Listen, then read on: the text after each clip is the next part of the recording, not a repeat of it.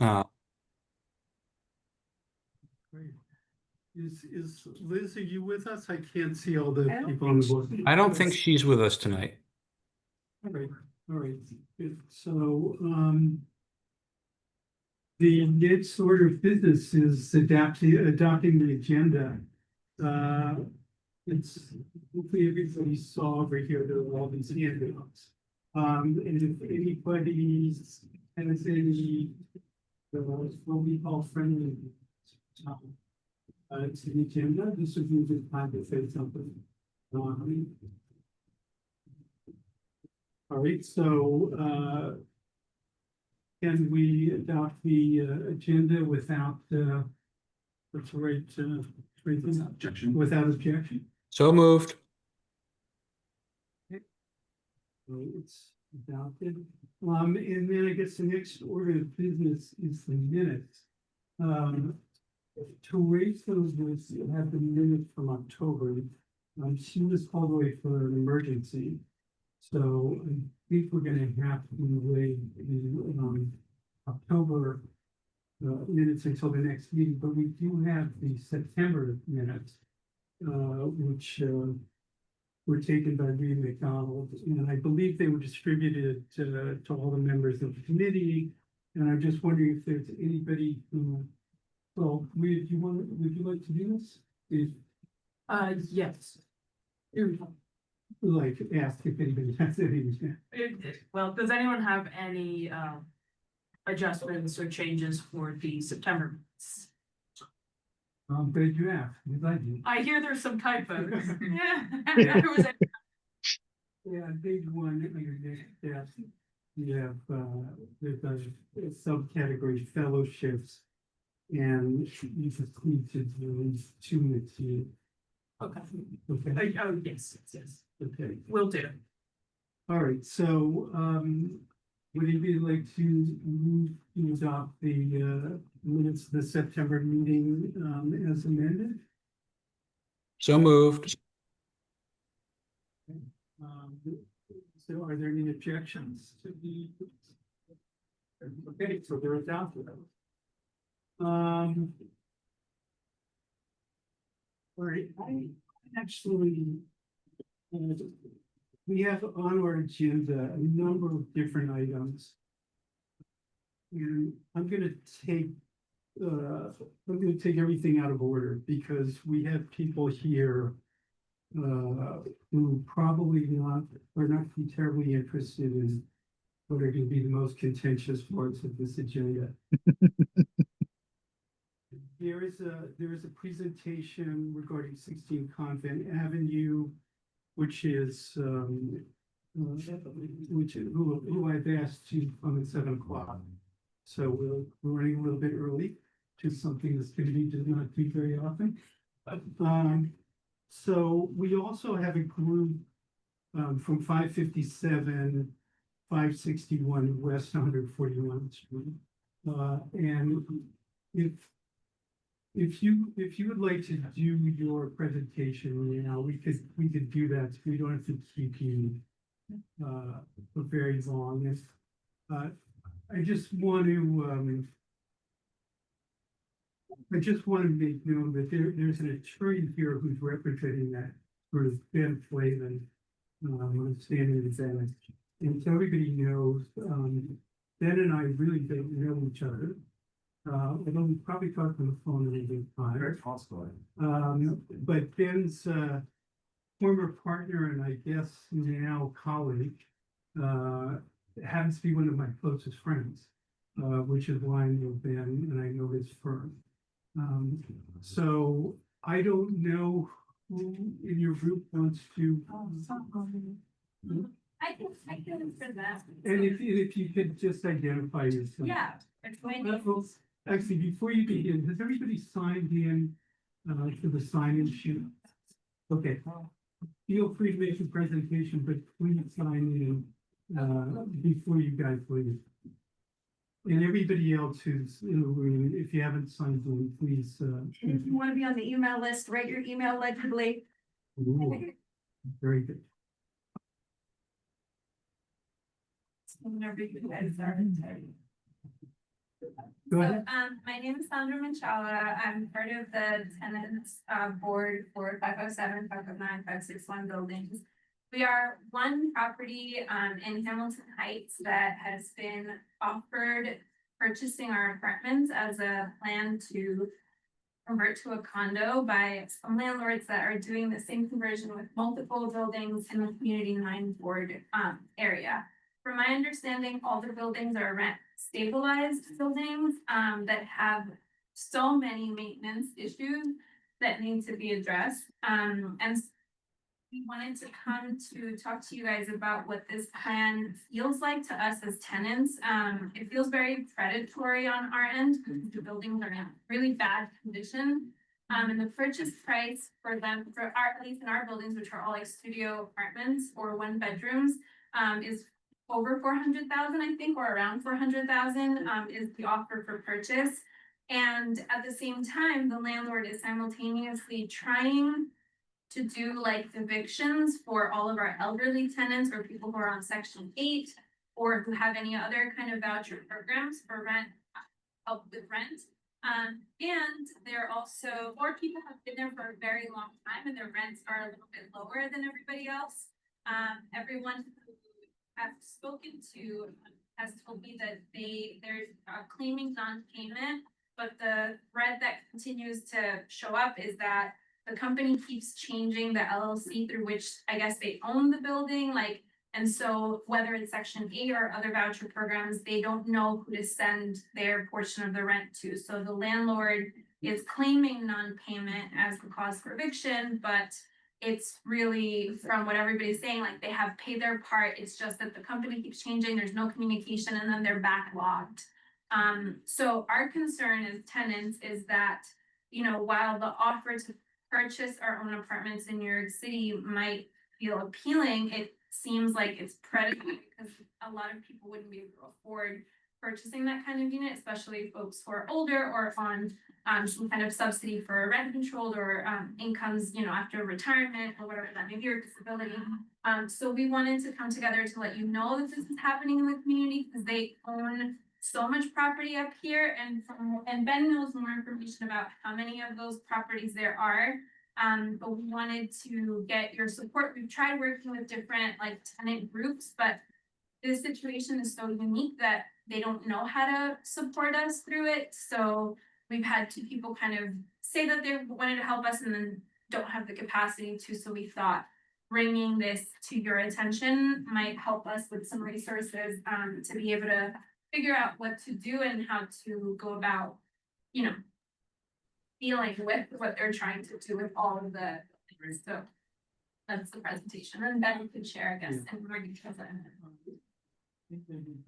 Just for the folks on the Zoom, I couldn't hear, I assume others couldn't.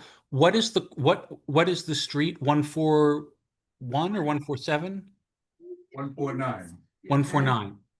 And who is the landlord?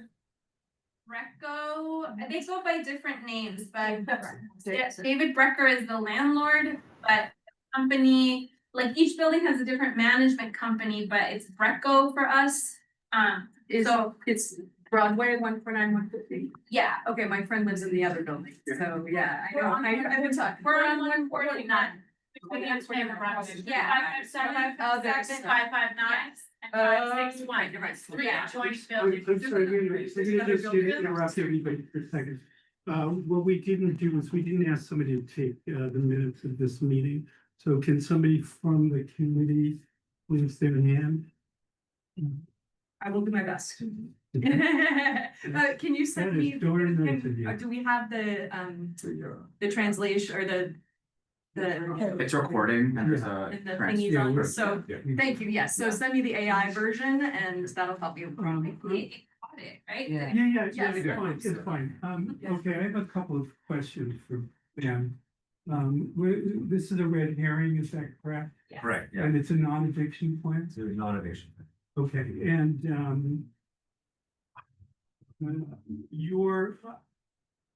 I saw your email to the committee, and I just want to be clear, who exactly are you retained by? I'm retained by the Tenants Association. I'm retained by West 149th Street tenant association and a few other tenant associations. The red herring, though, and the sponsor has agreed to pay for their attorney's fees and review the formation of the tenant association and review of that plan. Okay, but nothing beyond that? No, nothing beyond that. In fact, we're very clear both in our retainer agreement and the sponsor. Before they spoke to me about this, it was very clear that we had to be clear of the plan itself, that I have no relationship with the sponsor whatsoever. Okay, but are you able to work for the tenants association and advise them? I can't do any litigation. I can't do any litigation from, I think even without the payment of my fees, I think I'm already now conflicted out of doing litigation for the tenant association. I wouldn't start say an HP action on that. Right, because, let me say, I took a look at the HPD website and the Department of Buildings website, and it looks to me like there are about 20 or 21 units in each of these buildings. Yeah, it's about 63 units altogether. Yeah, and I mean, well over 100 code violations. Oh, hundreds. Yeah, and huge numbers of immediately hazardous and also hazardous violations. Do you have, well, how many people are in the tenant association? We have like a board of 1, 2, I think it's 7. But we've been able to we have like a group chat with all of our neighbors, so I think there's like We're up to 40 people in. 40 people. 40 out of 60. 40 From our three something? buildings. Yeah, 40 out of 60. out of 6.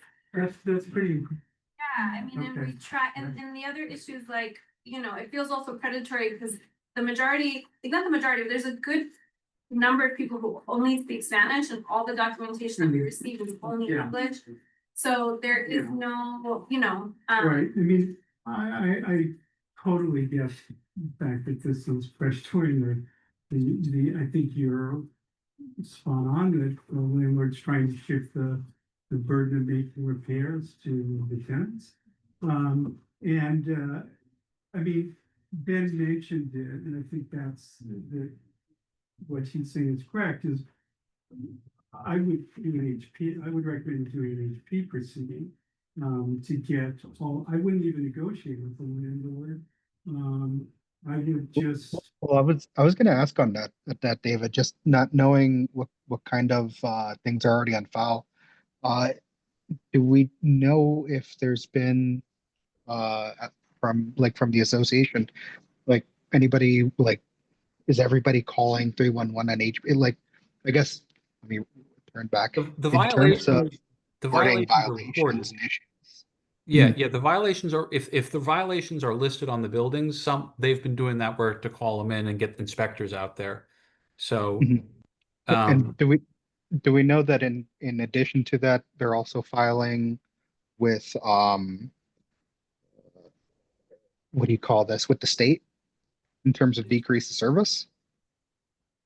No, we have not done that yet. but in terms of the code violations, if you file an HP proceeding, the first thing that the court will do is arrange for an inspector to come down. I mean, you fill out a form which lists all the conditions that haven't been noted as code violations, and they'll send an inspector out. So that even if you don't have all the code violations there at the present time, they'll update it. Can you get in touch with the Attorney General's office? So I have been in touch with the attorney, but I've been in touch with the Attorney General's review division, reviewing of the office. Right, We're right. reviewing it. And, you know, they have many of the same concerns, as we do. But unfortunately, they're not necessarily in the enforcement section yet. We haven't gone that far. I mean, I think it's probably one of our next steps is to speak to the enforcement chief, with some of these. But I think the first step, I'm not sure even what they would do. I think kind of backing up a step, I think going to, and again, I'm not advocating for litigation because that I wouldn't do it, but I think speaking to HCR, the Housing and Community Renewal Department about decreased services, I think it's an excellent idea. and considering some sort of city action for proceeding. Well, there's some, The attorney, I will say actually, one thing I have spoken to the Attorney General about is the Spanish translation. And that is something that's still pending. I think there's questions about I don't know what the questions are. The Attorney General they don't require these plans to be in Spanish. So it would have to be, there's nothing in the Martin Act that requires, bilingual plans. So for them to require a sponsor, I'm not sure they know they have the authority to do that. I have also been in touch with the sponsor's attorney. They've also requested from the Attorney General if they could prepare a kind of a general, not a general, but a version of just the special risks section of the plan, the first. We did not, it's that, there's been no response. I don't know that that's sufficient, but in my mind, that it's at least a start, at least get that started, at least get those wheels moving. Then we can actually kind of advocate for the entire plan to be translated. did you want to say? Yeah. Hey, could you just identify yourself? Oh, hi, I'm Tiffany Kahn, Oh, okay. sat on this board for a bit. In 2013, Cuomo had an executive order that requires all documents, at least from government bodies, be translated into at least, I think it's about a dozen common languages. Yeah. So So I'm trying to pull it up. it's not a government body. I mean, the Attorney General is a government body. Right, And maybe their comments or their communications must be translated, but the sponsor, unfortunately, fortunately or unfortunately, I'm not sure, is a private entity. And I don't know if that applies here. Have you been? Well, I was wondering because even on that note, when it comes to what's handed to tenants, especially those who are speaking Spanish, they still, I mean, part of the thing is that they have to understand what they're looking at and what's being offered, and if they can't do that, then wouldn't that in and of itself be cause for translations or? Yeah, I don't think there's any question. It's in everyone's best interest to have this translated to Spanish. I want to just go back to the conditions. Have you been in touch with Palante Legal Services? Yes, my name is Estelle, and I went to Palante yesterday to actually give them a brief summary of what's going on. Was that here at their clinic? Yes. Okay. And so I spoke to one associate there, to the information, saying he's going to speak to the director and get back to me within a week. So I'm waiting for. We can also call the director. The Palante happens to be could be a really great fit for you guys. Yeah. Because what Palante does is they don't represent people themselves. They take these cases and they match private attorneys with them. And there's a they law have firm. in-house, I'm they sorry. now have 2 in-house attorneys. Yeah, but I think something like this, well, I actually don't know. Martina and I met with Estelle probably a month or two ago, and at that time they didn't have an attorney, but there is a firm called Himmelston McConnell, which you probably know. Which has a very good relationship with Palante, takes a lot of their cases. And you might want to write that name down if you're going to hear from them. And the reason for that is that they also have a great co-op section. They have great really good tenant tenant attorneys who do HP proceedings all the time, but they also are a leading co-op firm. So they're one of the few firms in the city that actually combines the skills that would really match up well. Himmelstein, Himmel, spelling's not my best subject. SCEIN, McConnell is, and actually Kevin McConnell worked for the AG's office in the OSC. Yeah, I second the suggestion to reach out to Palante. Yeah. That would hopefully be a good starting point. Yeah, I think, and again, if you want, you can call Estelle, who's really the person and give her a heads up. What they want to know is that you're well organized. Okay, I mean, they don't want to take on, I get the impression they don't want to take on single people. They want to take on tenant associations. Sounds like if you have 40 out of 60 units, that would be an attractive match for them. Sorry. Colin Zuck and Miller is another. Yeah, Colin Thompson and Miller, and they also do a lot of work. And they also do a lot of work. For sure. Who's either we have them on the committee, so a few questions. You said that your management company keeps changing every once in a while. Can you tell us a little bit more about the relationship between the board, property management companies, and how they come about to represent you guys, if there's seemingly no coordination between the two? Not, They're not a board, they're not a no, co-op. that's why I got They're, confused. Oh, sorry. they're all tenants in rent stabilized buildings Okay. who have come together and formed their own tenant association. As of right So we have now, no professional relationship with management. we're winging it. Gotcha. So To try to organize ourselves. So just to give a little context, we weren't organized at all until they sent us this like gigantic textbook of a red herring. Yeah. And we were all like, what is this? What do we do? So it came from that we became organized. So it's been, yeah. It started actually a couple of years before that we started the WhatsApp thread. Because of whole other scenario with a neighbor who was extremely disturbed and violent and was causing all kinds of problems in our building. So we kind of connected organically to keep each other safe. And to try to connect, trying to take whatever action we could. So then we started just sort of meeting each other. I mean, there's 3 buildings that have scoops in the front. We see each other a lot. But then when this paperwork went out, then that was like, oh, we have this WhatsApp thread. And then everyone was like, oh, I want to join it. You know, I'm confused. And what does this mean? And, Yeah. But, And I share the view that your true strength is having about 40 out of 60. That is extraordinary.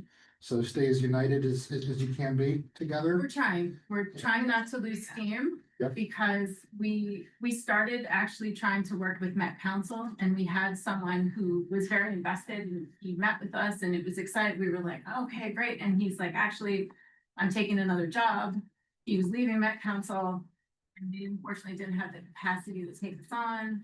So since then, it's like, we tried another organization and they got spooked by the whole red herring situation and they felt like that was over their heads. And so since then, that's why we're here, honestly, because now we're trying to keep everyone involved because it's very quickly going to turn into, oh, well, you know, a lot of us have lived there for a lot of years and these buildings have been neglected for decades. And it starts to get to the point of like, nothing we can do.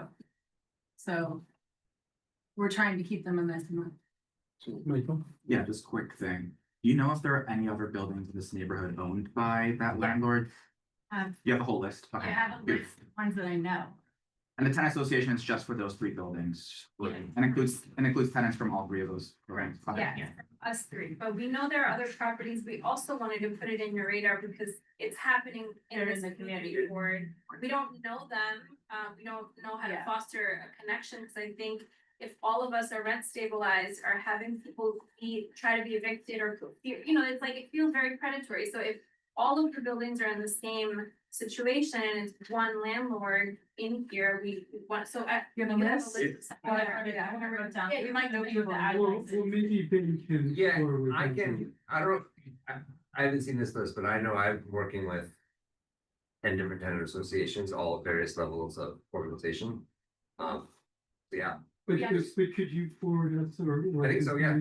That's okay. I don't know. Yeah. And I'd like to get it. This list is from actually one of our neighbors that lives in our building that happens to work with another organization that is just privy to the same red herrings being sent out.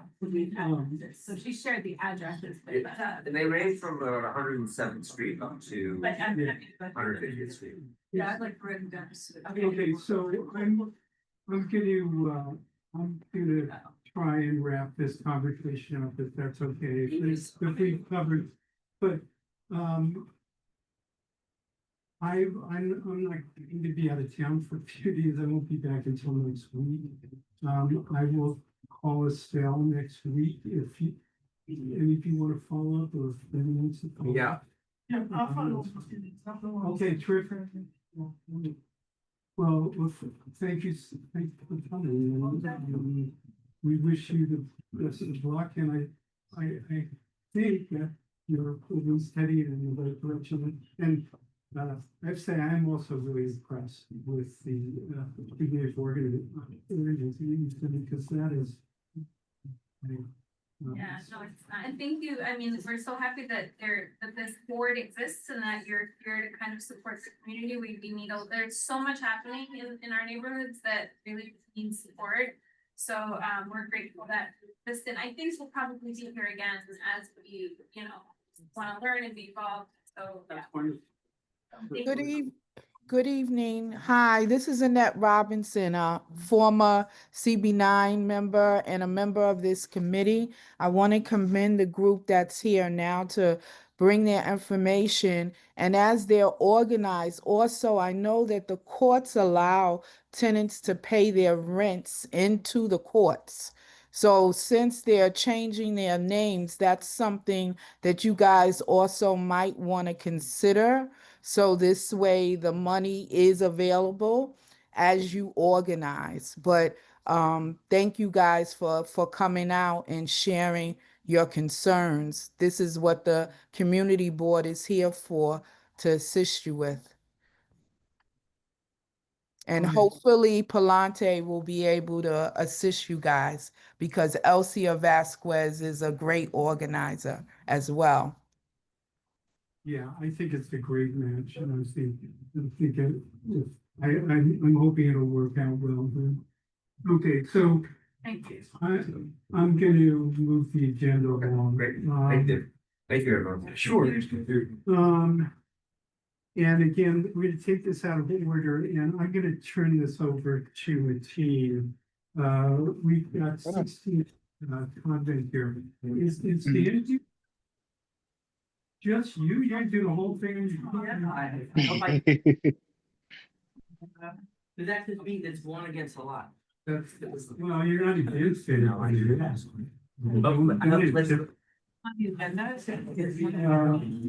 Nice. We're skipping around. This is 16 convents. New business stuff. 16. Mateen, why don't you explain? Yeah. Sure. So good evening, everyone. So in this case, so we have a project over at 16 Convent. This is a proposed new construction here in West Harlem on a site that was vacant lot and parking lot. And in terms of cross streets, you're looking at Convent Avenue and 128th Street. If you've ever gone through 128th Street heading towards Convent, there's kind of like a dead end over there with like a little staircase that kind of leads there. So in this case, we're looking at an 11-story mixed-use residential and community facility. The facility being daycare. When I say mixed use, just for folks who may be coming in for the first time, I'm specifically talking about building classifications that the city does, in which they may classify certain buildings or based on what's being allowed to get built. So anytime we're talking about mixed use, we're talking about a mix of either commercial, residential, commercial, industrial. Not that that's a thing, but like I said, there's different mixes, and in this case, the mix is residential and a community facility, the facility being a daycare. We're looking at, and please correct me if I'm wrong, we're looking at, I believe, 75 to 84 apartments here, with 15 of those being designated for affordable housing.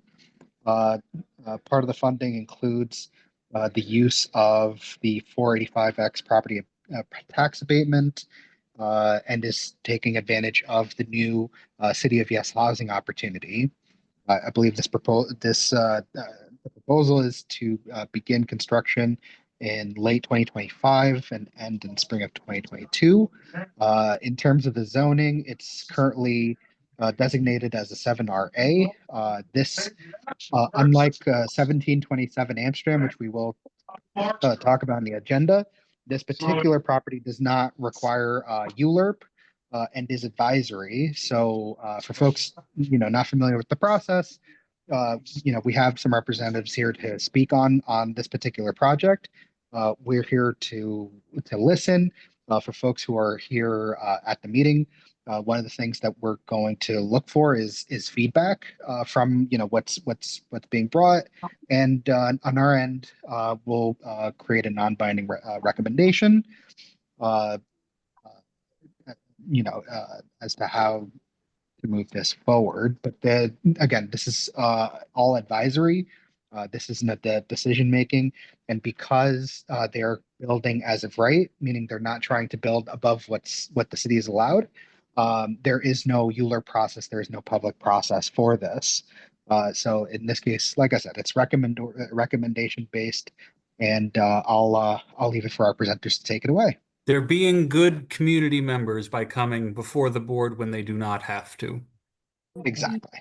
So, Thank you for having me. we have with us Joseph Goodness from Houseman Development. And Joseph, I'm trying to think of where you should. Try to sit over here, closer to. Yeah. There's I'm wondering, where's the owl? See the little Sorry, house speaker. guys? Oh, that's funny. They don't follow you. Yeah. So you don't have to worry about This is a good it. When you speak, they don't follow you. Okay. There we go. This thing is See, being. there you are. Oh, wow. And we would do the. Well, that was a pretty good summary. I don't know what more you need. Okay, you can leave if you want. No. I actually, yeah, please. I'm just curious, how many units altogether? There'll be 85. And how- Before we get started, I asked, Joseph asked you a presentation, and I said he could do it Sure. in 5-7 minutes, and then I made him promise that he would stay here and. Totally. all Although I'm also questions. happy to get right into it. Well, Sometimes it's the best way. I mean, think it's either better to way. make your- Member of the. Sure. What's the AMI or proposed AMI? Great. So there are 3 bands, just to kind of get into it, and then I'll go back and I'll do the proposal. There are 3 bands, 40, 60, and 80 are the 3 bands. So that means a typical apartment at the 40% AMI could cost around $1,300, $1,400 a month for a 1-bedroom. So anyway, my name is Joseph. Thank you so much for having me. I actually served on my community board, CB5, for 1 or 2 years. This is maybe 15 years ago. But I own the company called Houseman Development, and 16 Convent is actually our 5th project here in Upper Manhattan. We also built something a few years ago on 134th Street between Broadway and Amsterdam.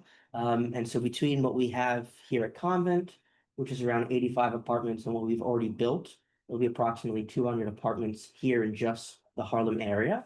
And in addition to the work that we do in Harlem, we also develop in the other boroughs, in Brooklyn, for example, and in Queens. And we do a mixture of market rate, but also all affordable. So some of the work that we do out in Jamaica, Queens, for example, with some churches, really exciting projects, are 100% affordable. And we work with 2 kind of historic Black churches out there. We're building 700 apartments out there. So we do a lot of different things. This project that I came to discuss with you today, as Metin, I think is his name, Metin. Yeah. Beautifully said, 85 apartments, 11 stories. We're looking to break ground in January of this year, of next year, I should say. The affordability component is approximately 20% at the 40, 60, and 80% AMI. And I think he mentioned the 45X program. So this is a new program that the city and state developed within the last 1 or 2 years to incentivize multifamily construction and also affordable housing construction. One of the components of the 45X program that I should mention is that we also have to procure 20% of our trades from women or minority-owned businesses. So that's very much a part of our program and intent as well. We'll be breaking ground in January of 2026, February, and then we hope to open to residents in May, June of the following year in 2027. We think it's a wonderful project. If you'd like to live there, please let me know. I'll try to get you a deal. It was previously a parking lot. And so as was mentioned, the city of Yes, which was a major change to the zoning text that was passed, I think, a year ago, was really meant to incentivize the production of housing on underutilized lots. And so I think this is a wonderful example of great public policy. I'm happy to answer any questions. I try to keep it short for you, David. You did a terrific job, so Okay. thank you very much. So I would just ask that people raise their hands and be called on one at a time. So. Can we start with the easy question? And if you could just identify yourselves. Hi, Lisa. I appreciate, like Barry said, you letting us know what's going on. You said how many units are affordable again? Sure, it's approximately 17, About 17? Yes. And how many units altogether did you say? 84, 85. And, the units, how many one-bedroom studios? Yeah, so it's a mixture of ones and twos. Okay. So I think 2/3 are 1 bedrooms, and then the final third is 2 bedrooms. And the free market and the affordable are kind of mixed. They mirror themselves, right? So 2/3 of the affordable will be 1 bedrooms, just like 2/3 of the free market will be 1 bedrooms. Okay, will there be a parking lot? So great question.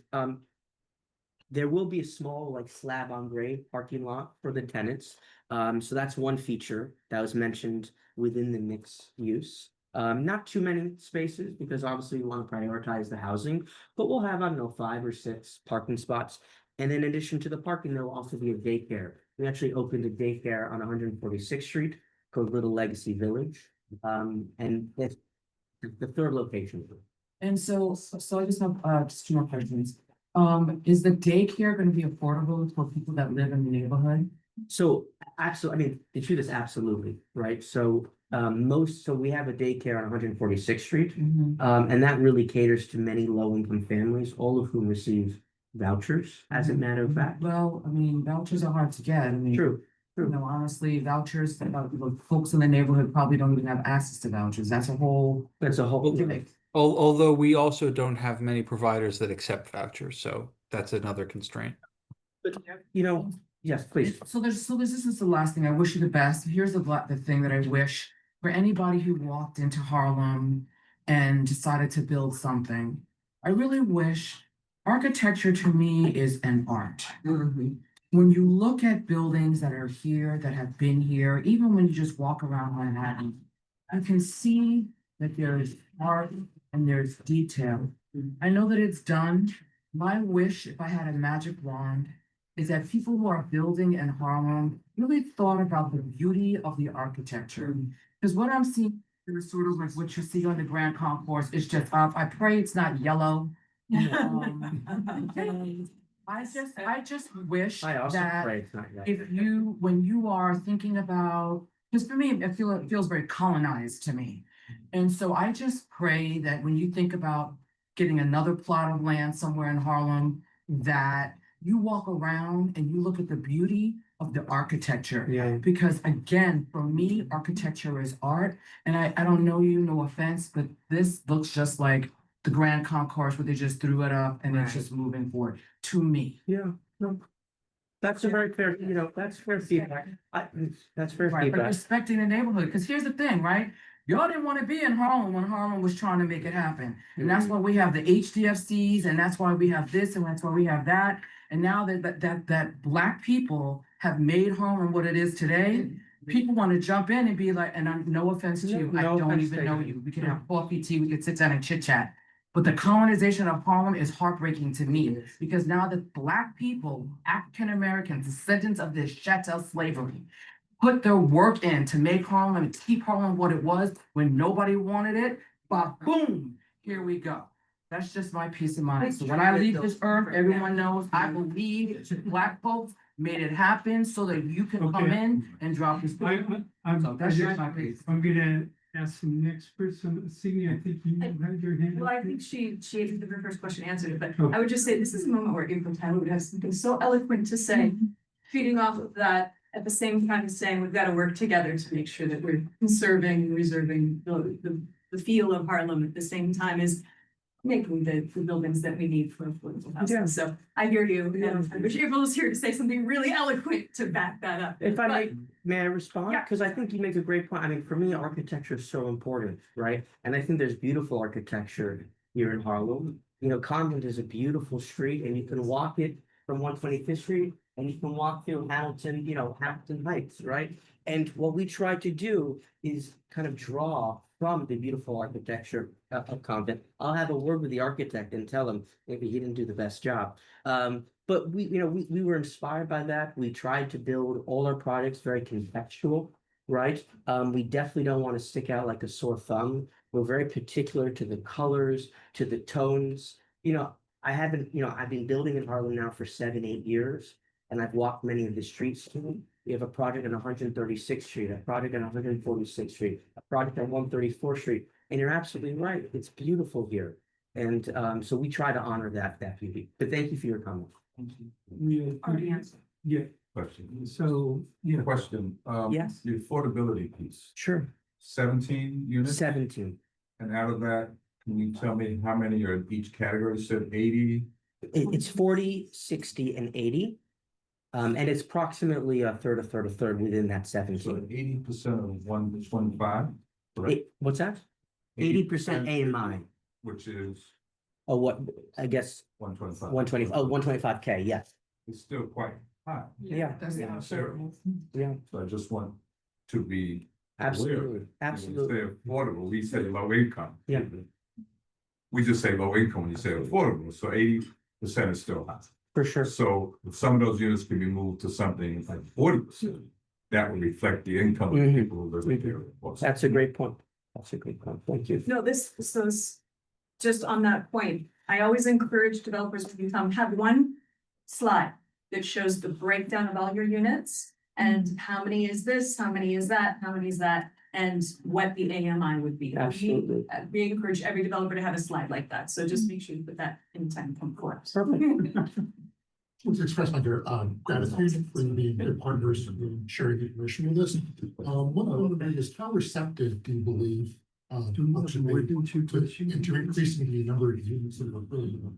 Also along the lines that like you just said, if you can reduce it or bring it closer to the 40%, that would make it truly more affordable to more people. I think we're excluding a fair amount of the population here. Yeah. With rates that are closer to 80%. Yeah. So your input on that would be. No, it's a great point, and it's a very expensive city to live in, right? And obviously, some people will say, well, I can't afford 80%, I can't afford 60%, right? And that's a conversation that I will have to have with HPD.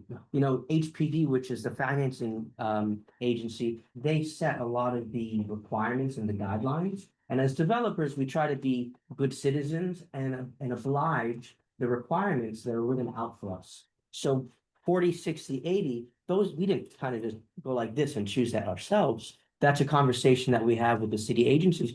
But, you know, we talk to them very regularly, and I'm more than happy to bring this to their attention and let them know that in certain areas, 80% just doesn't quite cut it. Sorry, can I just, since you're talking about that, that was my question. What financing packages do you have for the affordable housing besides the property tax credit that was mentioned? This will be a privately financed development. So there's no mix and match financing or any financing from HPD? Wait 1 second. I can answer that question. Final point I'm gonna make it then. Okay. Turnover. I'm fairly certain that these developments were obviously discussed and hashed out before, the city gave a clear mandate to a project that underscored the importance of affordability. We would greatly appreciate it if the feedback of how the city voted, how this district by and large voted to underscore affordability, forefront of that housing. So please place that front and center of your considerations. And we would greatly appreciate two things: an increase in the number of affordable units, one, and then two, bring it closer to the 40% baseline. That would be much appreciated. Okay, Barry, do you want to continue with your question? We have a question after. No, just because you'd mentioned HPD, I was in negotiations with them, I was wondering, so you don't have any sort of financing package from HPD that is subsidized, debt or whatever. That is correct. So you're referring to programs like the Mix and Match or Ella, and these are public financing packages that really finance 100% low-income housing or affordable projects, right? So in this case, where you have like an 80%, 20%, or even 75, 25%, instead of using a Mix and Match or an Ella, you do a tax abatement program, and then you pair that with, the City of Yes, which was mentioned, the Universal Affordable Preference, the UAP. But to answer your question pointedly, we are not pursuing the Mix and Match program. Okay, and I'm curious if you could speak to any challenges or reasons why you wouldn't pursue that. That would be helpful for us to know, as just, like as people who have been dealing with HPD quite a lot recently. Yeah. The truth is that public resources, Leona, are scarce, right? And the city, despite being obviously a very wealthy city, right, that has $115 billion municipal budget, they don't have unlimited resources. And so the city is very particular about where they choose to dedicate and allocate those resources. And,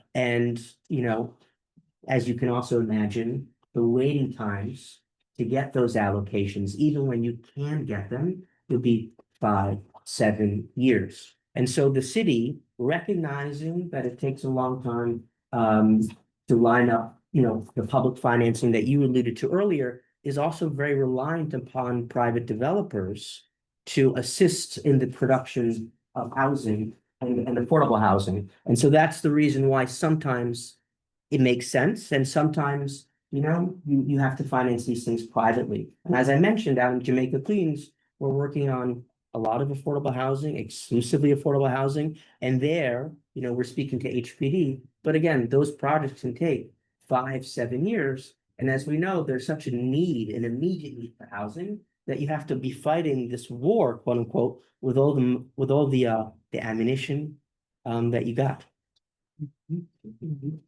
She asked Annette, wait, there's one more person online. Annette, do you wanna ask your question? Yeah, my question was actually around the affordability. So Victor and Barry did cover that, but I want to piggyback on what my other former co-chair has said. I know that you mentioned the fractional breakdown. Do you think that you can provide this committee with the numerical part of that? Because I heard you say yes, but I didn't hear you sign up to say that you would provide that. Are you able to provide that to this committee? Absolutely, and you made a good point, and I have to come with that AMI graph next time. Helps. 100%. 18 questions. Totally, and I'm really sorry. David was very kind, and he visited me in Midtown a few weeks ago, and we did go over that chart, and I should have remembered. Of course, David will provide you with that chart so that we can put They're this. putting the whole blame on me. No.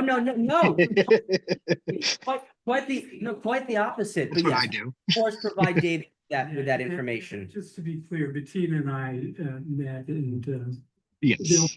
quite a bit of discussion about. Yeah, but I should have prepared it. So it's No, it's okay. It's not a big deal. We're glad you're here. My next question is about the daycare. How are you selecting the folks that are going to be running that daycare? And do you have an idea of how many children are going and the ages in that space? Have you guys fine-tuned that yet?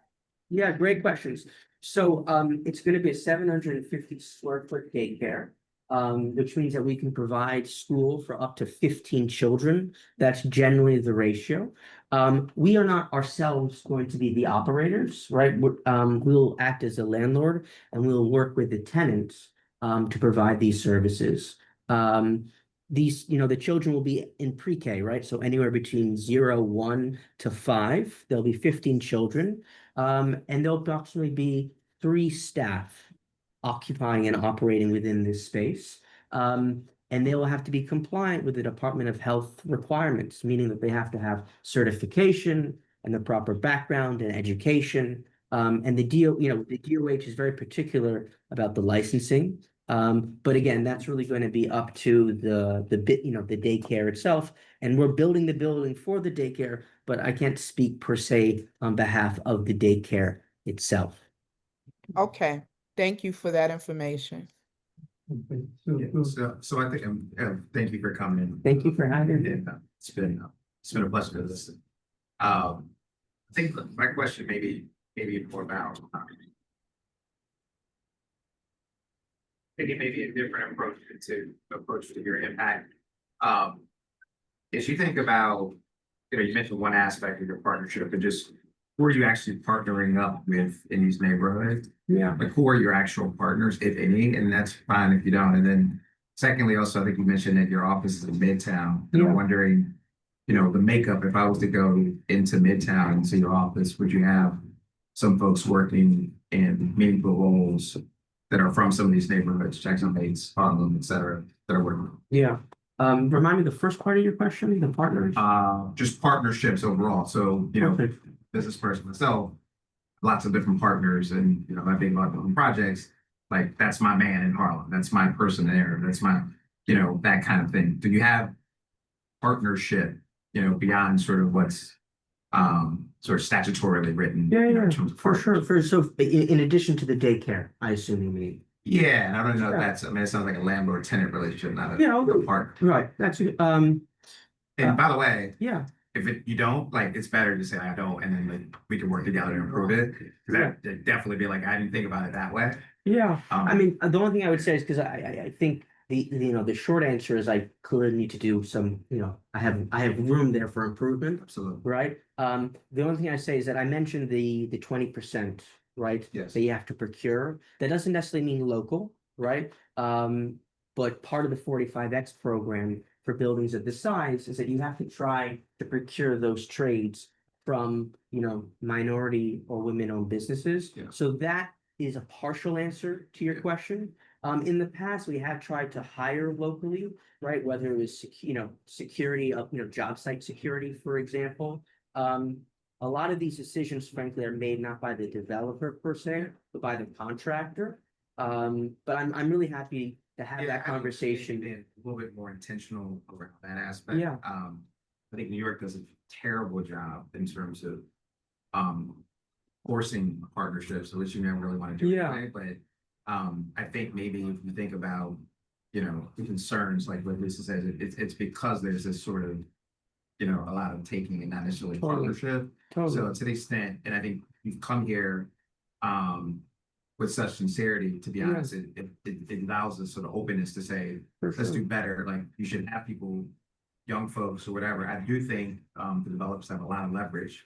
And I think when you're actually doling out dollars, because you actually, have the dollars, you've attracted the capital to disperse, you have a ton of leverage. Yeah. And you should be telling people, like, we're in these neighborhoods.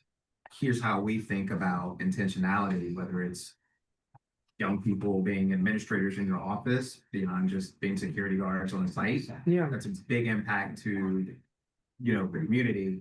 If you want to build trust around people like that, like, let them know that their nephew got a job working for someone like you and is sitting there supporting you, answering those questions. It's entirely different line of questions. And for you, competitively, you will always know, you get invites to come and fix developments. Yeah. Trust me. I'm going to have one more question, Juan. You have your hand up. If I may just respond very quickly, just, Sure. 2 seconds. But we do. and then you have to, I think you made a great point. And I think part of what I'm here today is not to say, Yeah.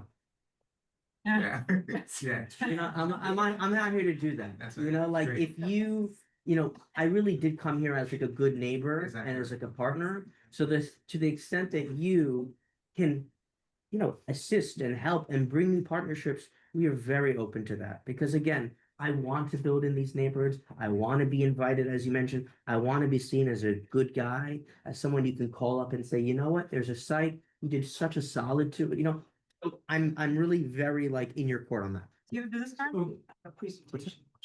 Do you have a color rendering of this building? I do. Would you just show us that? Sure. Since it's Although not I'm, yellow. yeah, it's not yellow. And the business card also. It's not on here. It's not on. Okay, Tiffany, you were saying but something? it's not yellow, I promise. It's purple. To your point about being a good neighbor, if you interesting to see this building in its context. Absolutely, Yeah. absolutely. And my homework.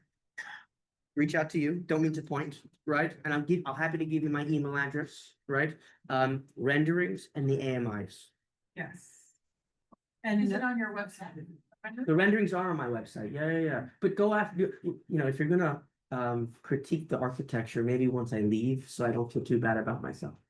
maybe a couple more affordable units. Okay. Yeah. You can only choose one, better or.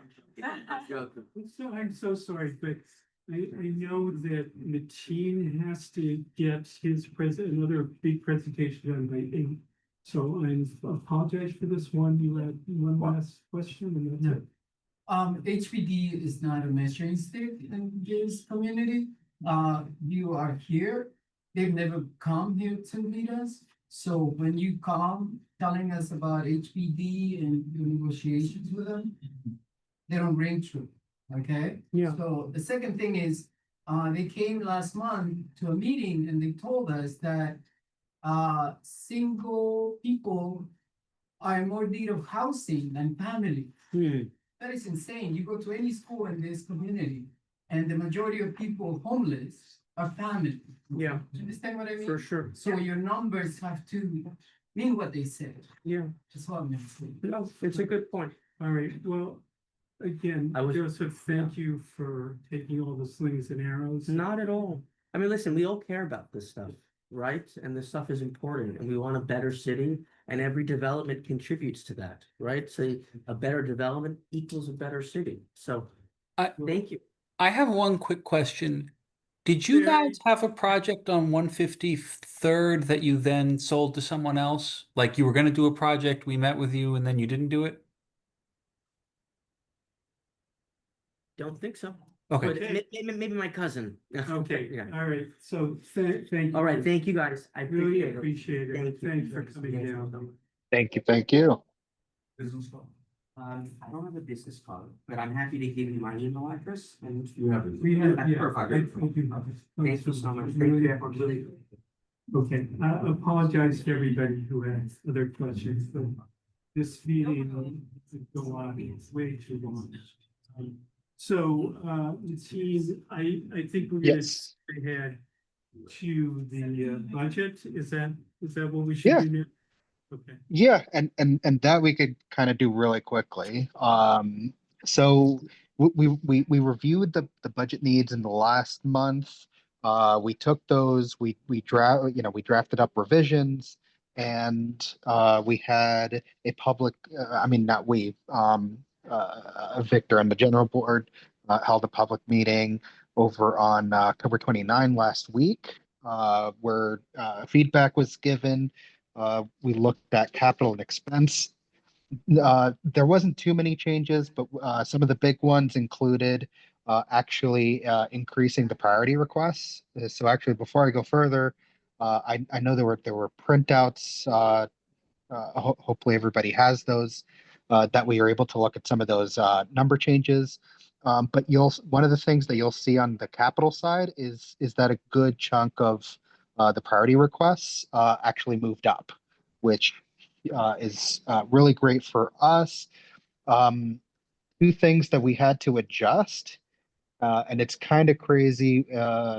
One was HPD, in which we had to adjust the narrative or the explanation to clarify and I guess one of the feedbacks that we gotten on this was in regards to Till, and it seems like HPD has no interest in funding or preserving affordable home ownership, and so part of the adjustment to the narrative is honestly just to to clarify and remind the agency of the current city's commitment to actually preserve affordable home ownership. Hopefully we made that much more clear in terms of why that funding needs, especially when it comes to home ownership and affordable housing, is necessary and needed. And we had to update the narrative for DHS. This is the site for the Ellington Hotel. I think in the explanation or narrative, it was It was rejected by the agencies, by DHS, particularly because our narrative suggested that the city should purchase the land. Part of the feedback that came back from that is that the city is no longer interested in purchasing land and then contracting because they're finding that to be more expensive than otherwise, which would be for them to support nonprofits to purchase and acquire property and then contract them that way. And so we made an adjustment for that narrative, still keeping the spirit of that explanation, in which we still want that location to support our community. Just clarifying that it should be rather than acquisition by the city, that it should be acquisition by a nonprofit. Um, and that's about it for capital. On the expense side. There was only two um, budget requests that it was really more clarification. One was in our last meeting. One of the things that we added is on one of the expense requests, we are asking for more support when it comes to HPD and having more inspectors. Just noting, one of the big things that we noted in the statement of needs, especially when it came to violation numbers, was that there was a huge jump in terms of how many violations exist. Part of that does include the fact that the New York City Housing Authority is now subject to violation inspections.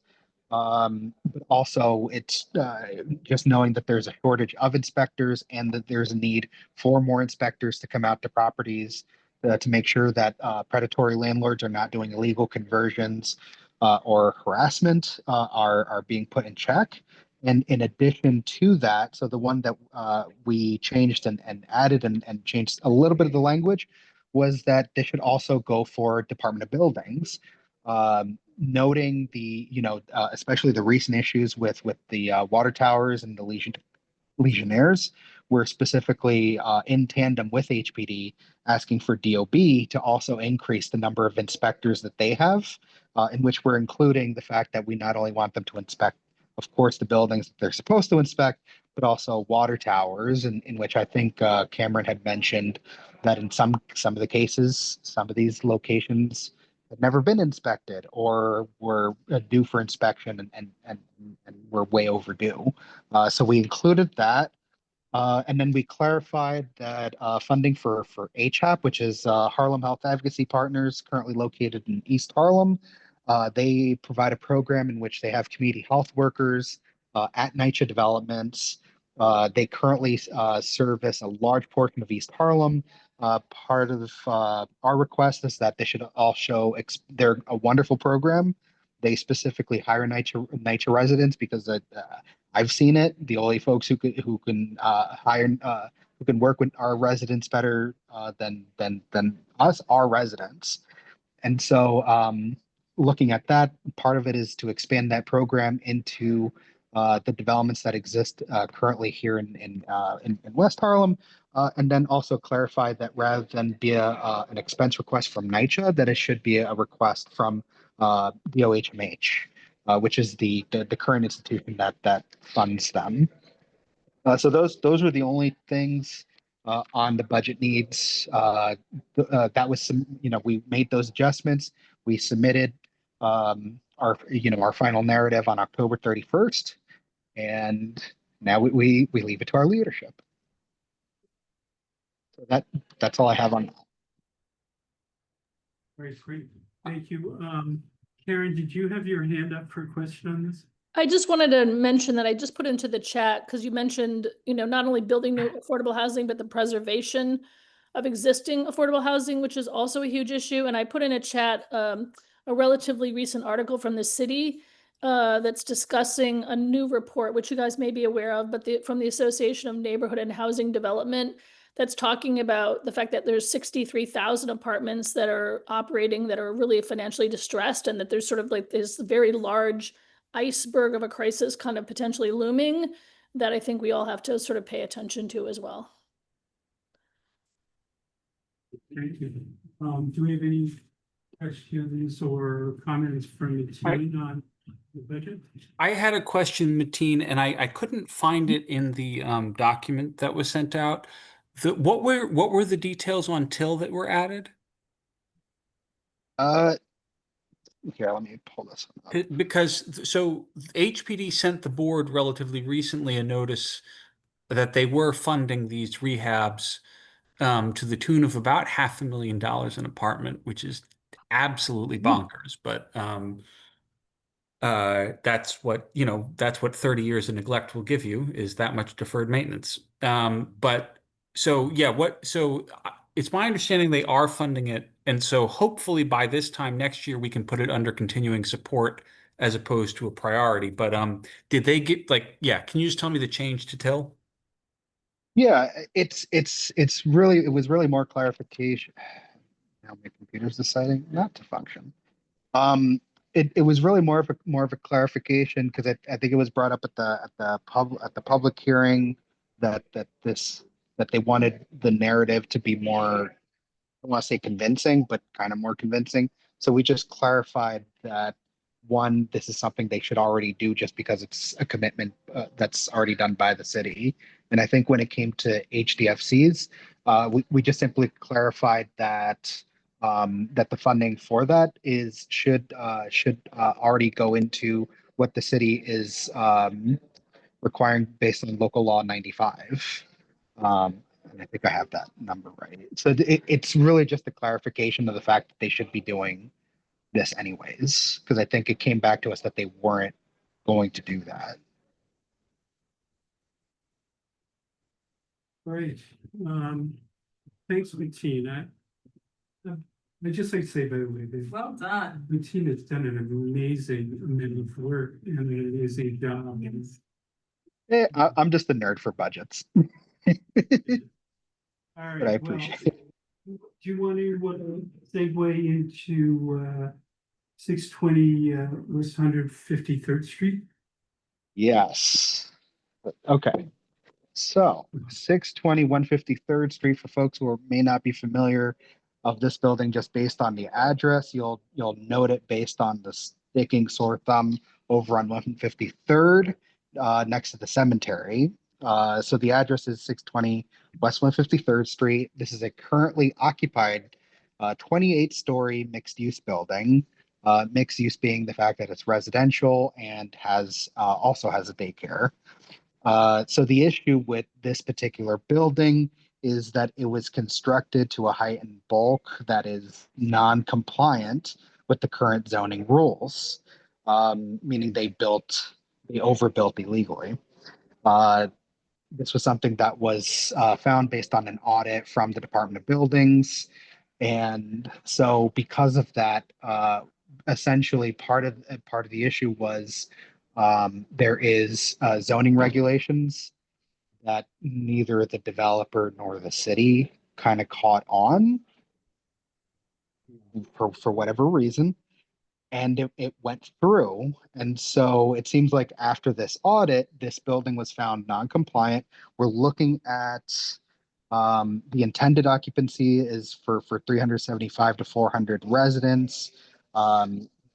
There is 72 current rent stabilized units, and essentially they are applying through us, in which we're providing in which we're not providing a resolution but a letter in this case.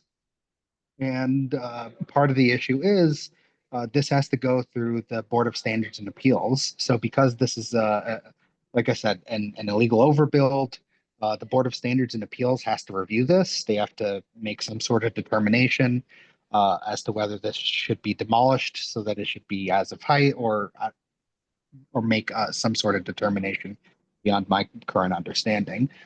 So this comes to us because now that this is an issue, the developers and the folks representing the developers essentially is applying for a zoning variance that would allow that building to stay up. They're particularly claiming what do you call it? Financial hardship on the owner, basically saying that if they demolish the existing structure as as it is, that it would place the applicant in a financial hardship. And I'm a little bit less concerned about the developer as I am for the residents that currently live there. Because part of this is if this is demolished, we would be displacing families here, which is not something I would want to do. And so, one of the printouts that you should have in front of you, and I keep trying, my computer is just dead. One of the things that you'll have in front of you is a draft of a conditional, it's a conditional approval. And essentially, we're looking at four things. Yeah, that's not going to start up. Okay. Please correct me if I'm wrong, David. I'm going to try to do this by memory. So the first condition is we would like to see an increase of 40 affordable units within that building. The second condition. Yeah. Maybe I should read it out because it's. Yes, please. Okay. Thank you. And I want to correct one thing that you said. You said that the building department found out because of an audit. In fact, they found out because an upright citizen actually made a complaint, and I think he has his hand up. Because CB9 caught them is why they got caught. The DOB did not catch them. We did. Anyway, you all have the letter in front of you, and what it has in it is 4 recommendations that Matina and I came up with. Let me just say, with respect to the first one, the numbers that are stuck in there, I stuck in there only as a conversation starter. I think that what it says is that with respect to the currently available apartments, and as apartments become available, that they have to rent an additional 20 apartments at 40% of AMI. And that 20 apartments, it's an arbitrary number and is open to discussion. The second condition is that the applicant, the developer has to execute a legally binding covenant guaranteeing that the existing 72 rent stabilized apartments will remain rent stabilized for no less than 50 years. I think our assumption is that at this point, they have to remain under the current covenant, it would be 35 years. So that would be an extension of 15 years. The next resolution, the next condition is that if the buildings ever partially or fully demolished as a result of future non-compliance, structural failure, or redevelopment, that the developer is solely responsible for funding temporary relocation, including rent stipends, living costs. And the fourth is that there are on the, I want to say it's on the street level, but because this building is built on a hill, it's actually on the second floor, but it would be accessible from street level. 2 open spaces, and we're demanding that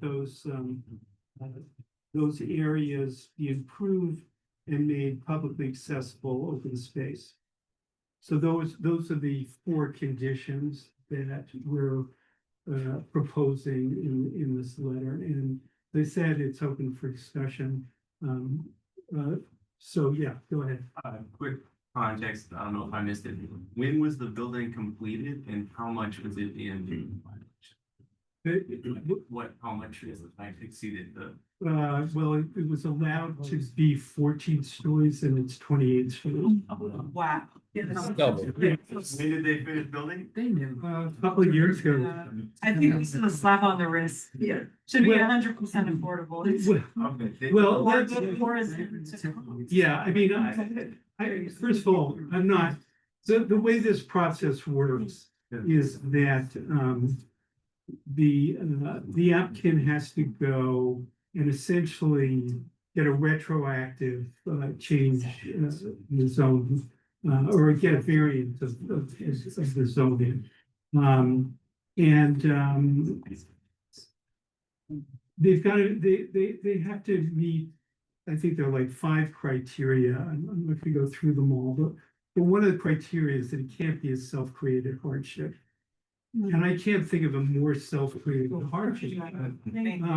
So this is not likely to be granted in any event, and it's not clear how much influence our recommendations are going to have. I assume they're gonna be taken into consideration.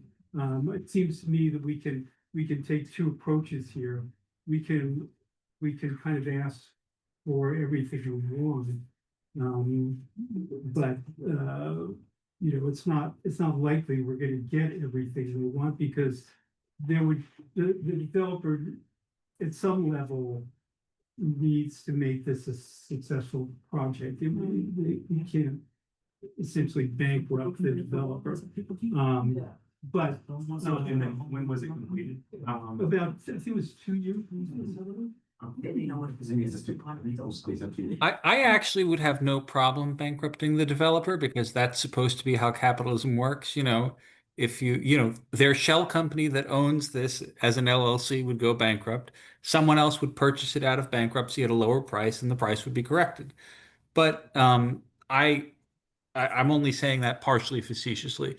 But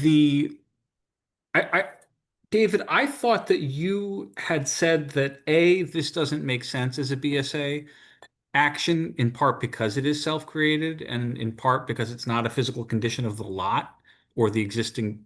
I mean, it's sort of the physical condition of the existing building.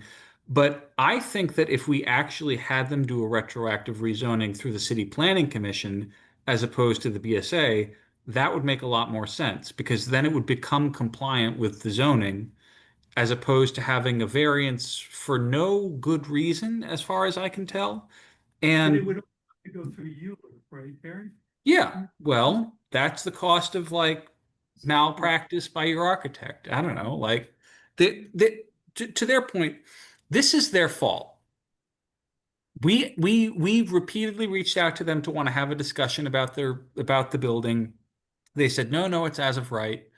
And just because the Department of Buildings missed it doesn't mean that it wasn't their fault.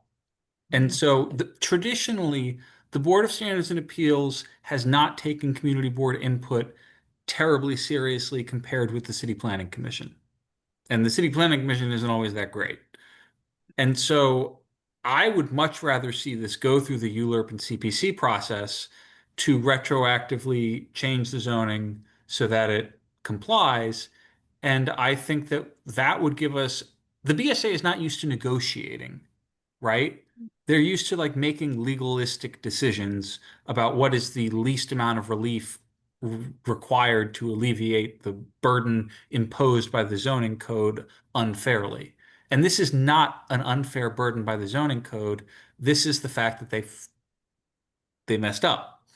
And yeah, so I guess why would we write any letter of support from the BSA?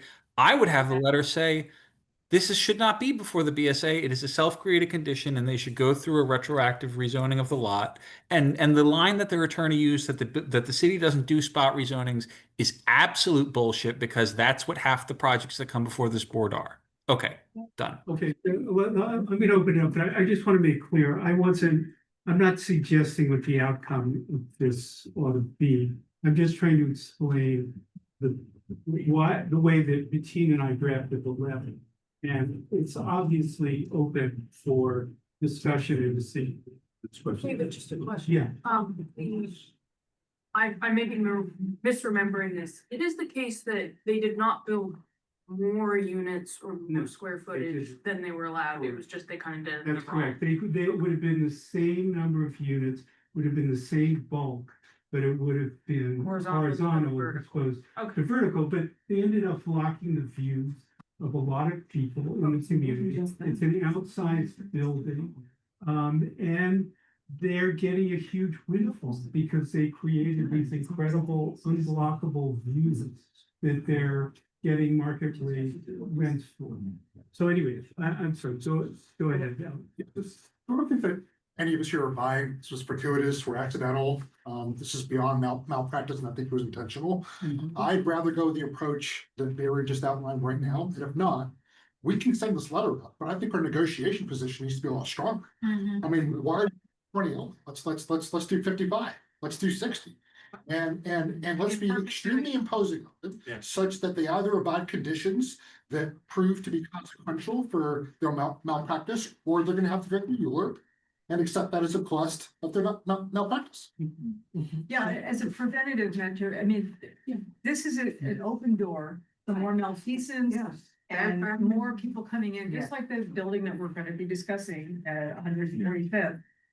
That under the cover of darkness, somebody comes in, all these deals are done, and before you know it, there's a massive building, and there's not adequate consequence for coming into this neighborhood. And willy-nilly, it's absurd. And like, Silly. yeah, it's like, it really has to be, the punishment has to be something that's gonna prevent other people that you're gonna think of twice, before you come in and do this. I agree with Wen's comment. When you go to Washington DC, the buildings are a certain height for a reason, outside of the fact they can't be taller than the monument. But no, we don't, can I not pay my property taxes? Can I not sweep? Can I walk up to someone and smack them in the face and kick them in the shins and then say, oh, please, I can't afford an attorney? I cannot. And I can build I can build a ballroom, I can build, I think it sets a very dangerous precedent to say, well, if you've done it, oh, well. And if I recall, that very tall, ugly building downtown had to take some of their floors down. Yeah. They did the same thing. And so we have got to stop acting like victims and be like Trojans and be like, just like you said, hell no. We lost 17 acres to Columbia University for eminent domain. We can't afford to. Right, no, I absolutely just not. I wanna make a point, because this is something that the team and I discussed when we were drafting this. That, if they have to take this building down, there are gonna be 240 people. They'll have to replace it. That's on them. Oh, well. I don't know that the city's gonna require them. And they'll get sued by those people. No, they They have. break the law in the city and get away with it. Enough is enough. I'm just slowing that down. They made them. They can counter with another position, but they can counter. Yeah, but in the meantime, we have, nearly 100 or 200 families that need to figure out where they're going to live while they're trying to figure out, how to fight back. I mean, that's my only issue with that, with the whole thing is they have people living there, and unlike developers, I can't sleep with I can't sleep at night knowing that I'm kicking people out. I'm sure they can do that. You're not the one doing it. I mean, They do. Of course they are. Recognize the question. Right. A playbook out of Trump's book. Right. Break the law. Right. Then go as a community to legalize illegal. Legalize what's. We should not be legalizing Exactly. what was illegal. Right. If it took them X number of years to build it, they knew what they were doing. Exactly. And they, this community, is something, and we're gonna legalize their illegal activity. Absolutely. We need to stop. And ignorance of the law is no excuse. No, you go to criminal court and say, I didn't understand, I didn't you're still going to jail. I'm gonna No, say. Yeah, I mean, I was gonna say the other thing that kind of made this difficult was, in researching, because this isn't new, that this has happened in other parts of the city, and so I was looking at some of the resolutions from other community boards. I think one that I was looking at in particular was like Community Board 4 in Brooklyn. It's not new, and what we have seen is on the community board side and from other districts, they've flat out refused any sort of granting of variance, no negotiation whatsoever. And what we've seen is that the BSA generally does, when they see a denial like that, and if it's flat out outright, they generally make their own decision. And that decision may fall into the favor of the landlord more than it would rather than just giving a blanket no. So that was just kind of like our rationale, like looking at this is like, well, if we just go flat out no, then BSA may grant them that zoning variance anyways, because that use of financial hardship, because they're going to use a specific argument uh, at their hearing that's essentially going to state that, um, uh, there are four conditions in which they would be allowed a zoning variance, and one of them would be that financial hardship. They're going to go at it from the financial hardship standpoint, and 9 times out of 10, actually 10 times out of 10, the BSA tends to grant those those applicants. So like part of the rationale in looking at this was, well, if the BSA isn't really going to care what we tell them, then we could at least try to drive as much community benefits as we possibly can. And that's kind of how we came up with these four conditions. Because I think rather than not get anything out of it and just let the city decide that they're going to let this monstrosity stand, then that at least we get something on our end, but also protect the rent stabilized tenants that are currently there. Yeah, I don't think anyone wants them to get away scot-free. Barry, stop. So, Just, everybody should get a chance to speak before somebody speaks twice. So Victor. so yeah, I'm just listening to the passion and comments in the room. I say, let CB9 set the bar. Let's go high. Yes. Yeah. And then if we have to negotiate, then we can negotiate down to something like this. Absolutely. And what annoys me, and what we heard somewhat in the last presentation, that sometimes this community is taken for granted. And don't want that to happen. So if we go here, if we have to negotiate down, it should be not even here, but still higher than what we're asking for now. And that's, just because it wasn't done before, doesn't mean it can't be done this time. That's right. I look at that building driving on the west side highway when I'm at Riverbank, and I'm like, it's some like this. That's what I see. I'm like, someone. And That's why I said 55 instead of 20, because if we say 20, we're gonna get 5, 10. If we say 55, we can end up with 20. Okay, I have my hand raised. May I add something to this as well? And just as a reminder that, and I always start from the preference of community. And so not that we're unconcerned with what the developer may or may not do in our best interest, it is to ask for the most that the community needs. None of us want to see 240 people put out of their homes, and the developer is not going to do that. Okay, so that is off the table. There needs to be, developers need to know that they are going to be held accountable, and it is our responsibility as a community board to do that in a way that is full of passion, that is full of heart, and no fear concerned about, well, if we go in and BSA gives it to them anyway, okay, roll that dice. We cannot start from this other place. And I understand you guys' rationale. I would also encourage you to, if we know nothing else in these times, rationale gets you nothing. Nice guys are finishing last. They're being left with nothing anyway. So go for broke.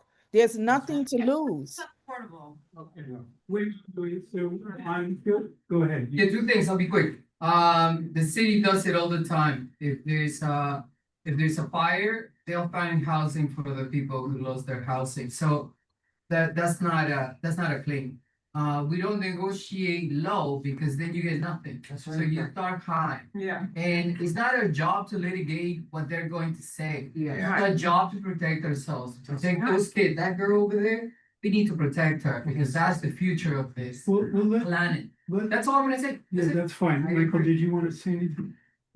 Just some clarity regarding the letter. And maybe Barry can speak to this. What's be the difference between addressing it to BSA versus the City Planning Commission exactly in terms of any ability to negotiate. So that is what I was trying to get at, and David might know more as an attorney, or Karen, than I do, but it has been my experience with the BSA that they are created so that there is a legal pressure valve for the zoning text, meaning the zoning text is not absolute. If you are unfairly deprived of your property rights by the zoning text, there is a relief that you can get from the Board of Standards and Appeals. The Board of Standards and Appeals, as a result, tends to take a fairly legalistic view of things before them. The question is the zoning code preventing this person from making an economic return on their property because of some special condition that they did not create themselves, and they thus need relief from the zoning code so that the whole thing isn't found unconstitutional by the Supreme Court? I don't think the BSA is going to say, well, if you make 20 units affordable, then we'll grant you this. That's not how the BSA operates. They're going to look and they're going to say, do we have to give it to them, or do we not have to give it to them?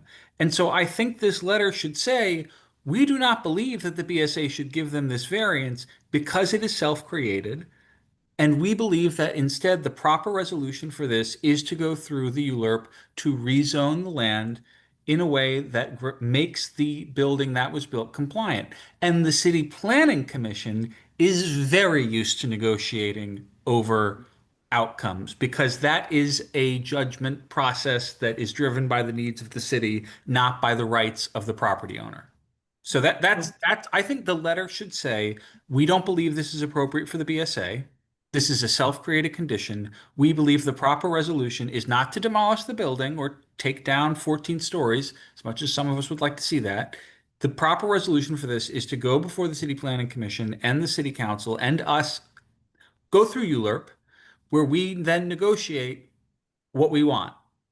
And I would add that to this letter, and I would change it from a conditional support to a, we don't think this is a BSA issue. And then also list the things we want, just in case they decide it is a BSA issue and they decide they will do some sort of agreement like that because this is a really weird case. That's my point. I think we should try to tell the BSA they shouldn't hear this matter because it's self-created. I think we should say, well, if you do hear it, here's what we want. And I think we should ask them to kick it over to ULURP and the City Planning Commission.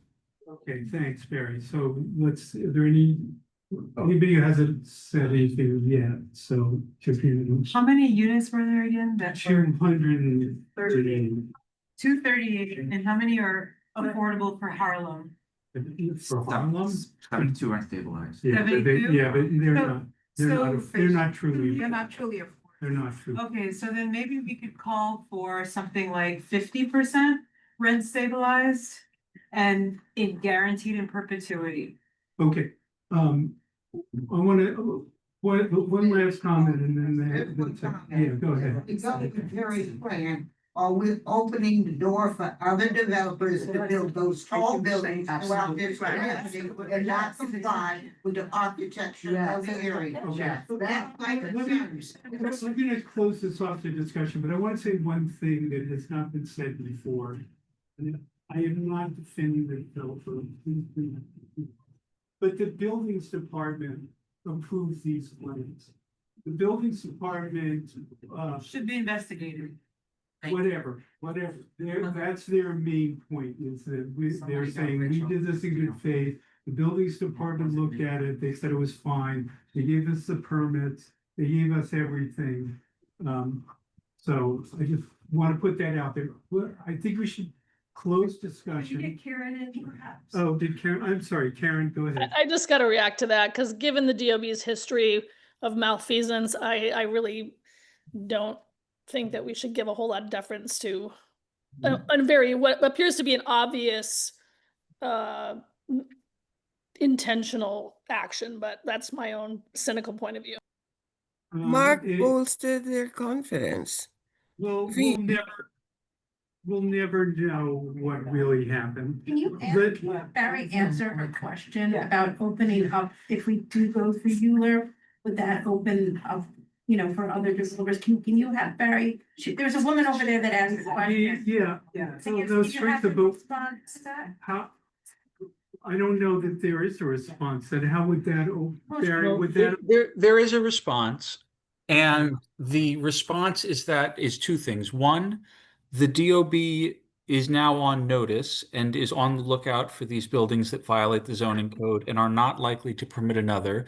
Number two, the board has now become aware that there is a public challenge period for buildings approved by the DOB or building plans that are put forth by the DOB where people can challenge their legality, which I did not know, and I don't think anyone on the board knew. And then number three, I think we should extract quite enough pounds of flesh that no developer would want to go through that.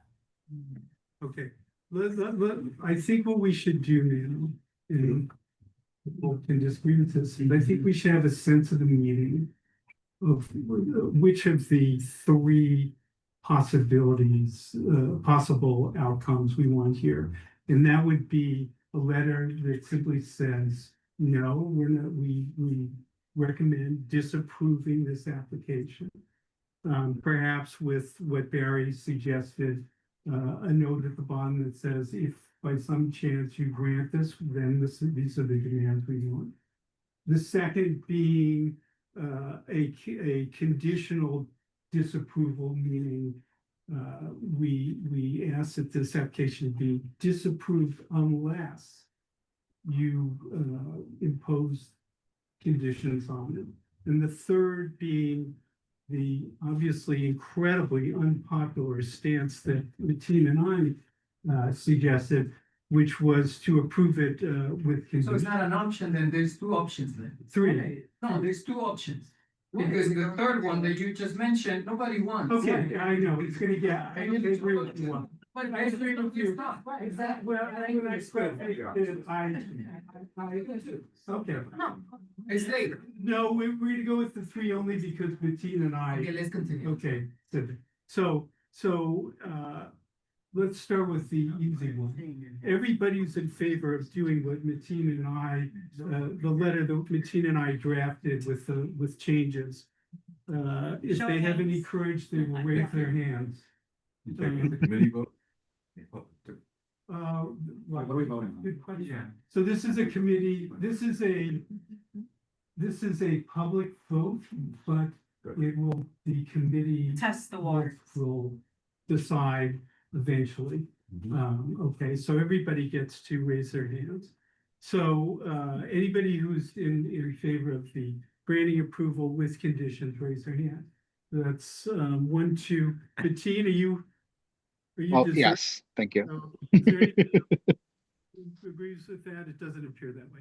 Okay, so the second position would be, the position of. Disapprove. Well, let's start with the other extreme, which is no approval. We disapprove, period. So That means that we're telling the BSA that they shouldn't be involved and that they should send it to. it's a good question because Barry, I think what you were suggesting is more along the lines of a conditional disapproval. We disapprove, but unless you do the following things. Would that be a correct statement? He's saying that it shouldn't be considered by them at all. Yeah, it's not really a conditional disapproval in the traditional sense. It's we think that they have no right to be here, right? And that so and if you disagree with us, then here are the things that we think they would have to do to repair or ameliorate some of the damage done to the community. So that's a pretty nuanced distinction between I mean, this is a really weird situation. Like and so sometimes we're in uncharted territory, at least. Okay, so we'll make it, should we put out there an absolute disapproval?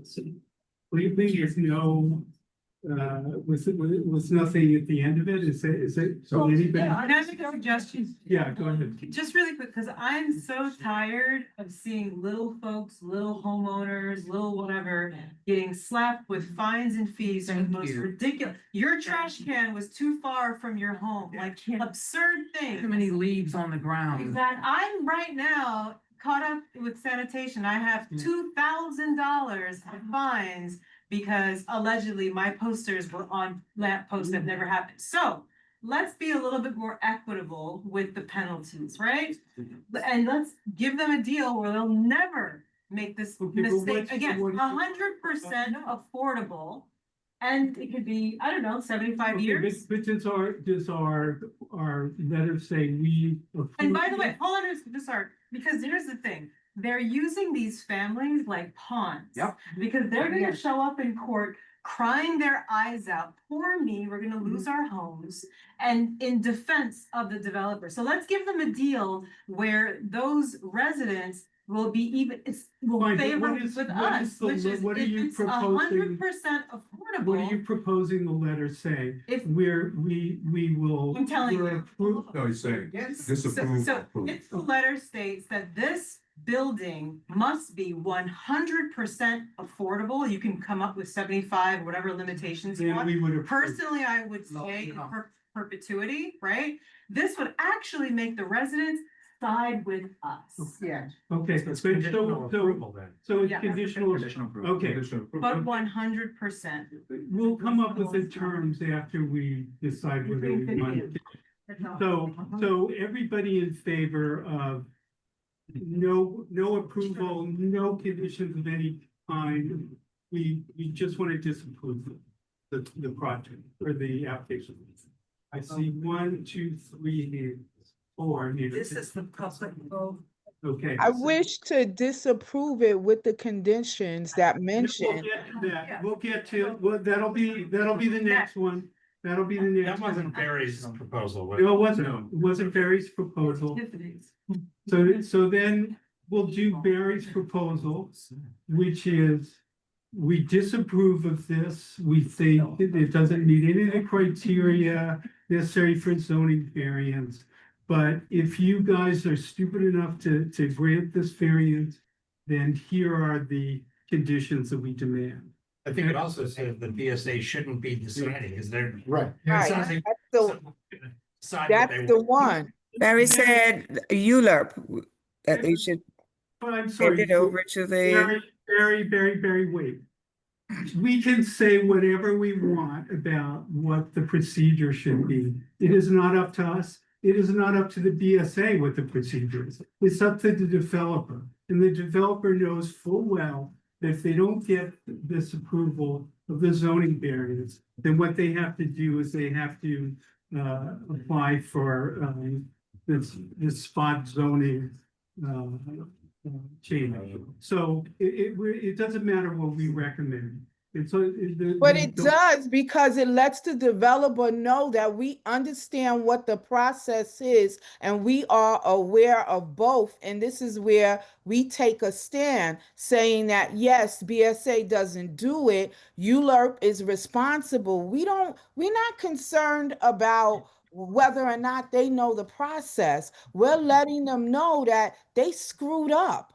All right. And there's some options on there. And you, in that process, you're covering all the bases. You're letting them know you're against them, the BSA handling it. You're letting them know you're aware of the process. And you also are including some conditions in there, and it covers the gamut. And in those conditions, you're mentioning the need for the compensation to include affordability.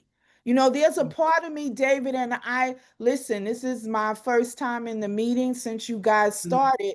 I hear this and I know it's not intentional of, well, this is what the developers, I mean, no disrespect intended. Well, I'm not concerned about the developers.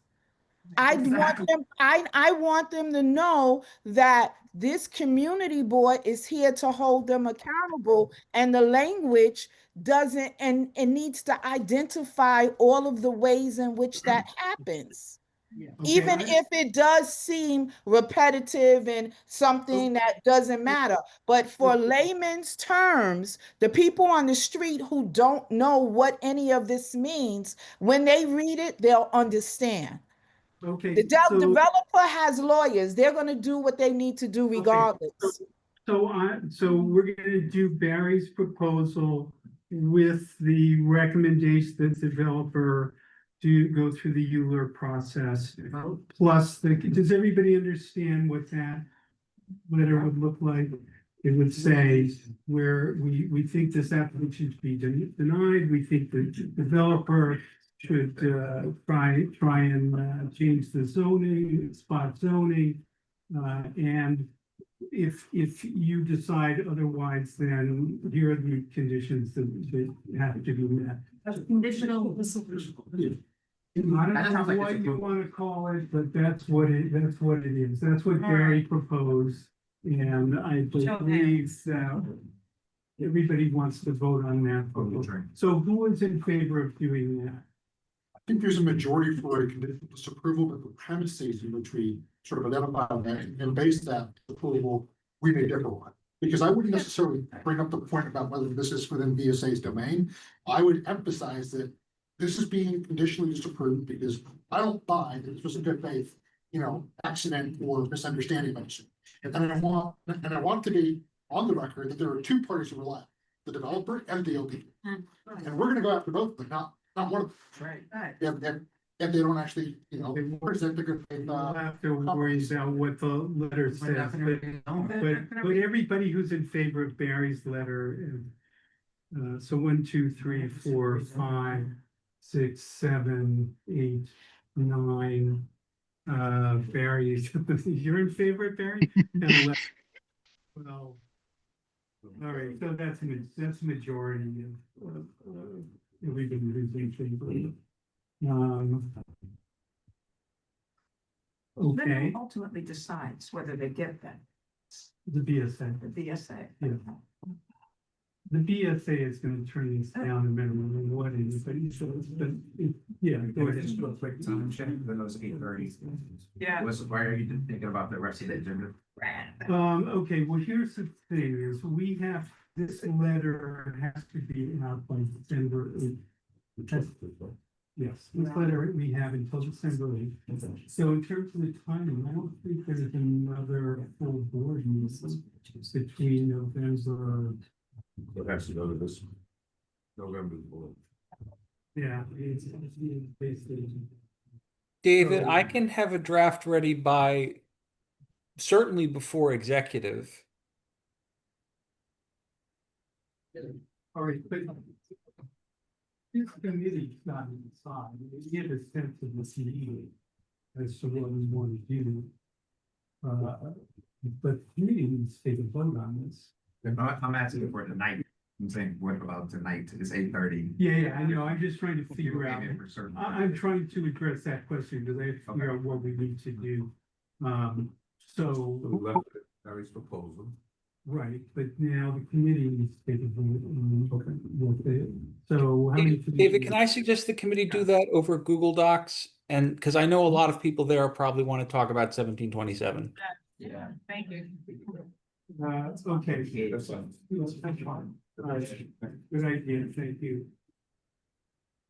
All right, so 1727. I don't think we need any preliminary presentation on 1727. Everybody's up to speed on this. Okay, so there was a Google Doc that was initially passed around maybe 2 weeks ago. That draft was put together by Michael, Rhea, me, and Barry. I think that, Barry, you'll correct me if I'm wrong, that for the most part, it reflected the resolution from June of 2023. Yes. Taken from that. Yes. Okay, and so Barry was the one who really made almost all the changes to it. And that was something called version 2. And what you should have with you at this point are 3 documents: version 2, version 3, and a document that actually doesn't say anything, but it's version 2.5 because it shows the difference. It shows the differences between version 2 and version 3. And what version 3 is, I took Barry's version and I actually made a couple of little tweaks. And then I took a bunch of stuff out of it. I made it what I consider to be somewhat more economical. Version 3 is the version that I did. Version 2 is the full version that Barry did. And Barry's version actually is not complete. There was a couple of places, Barry, where you hadn't actually formulated exactly. Yeah, there was, I meant to post in the notes from the October 9th email we sent to HPD for one of them. And I don't think we have a strong enough argument with the 197A plan. But David, the one note I have on this latest version is that Before you go in there, Barry, I want to put in two other comments that people had. Because I think they need to be considered before we get into the substance. David, which one are we looking at? We're not looking at any at the moment. I'm just explaining what you have in front of you.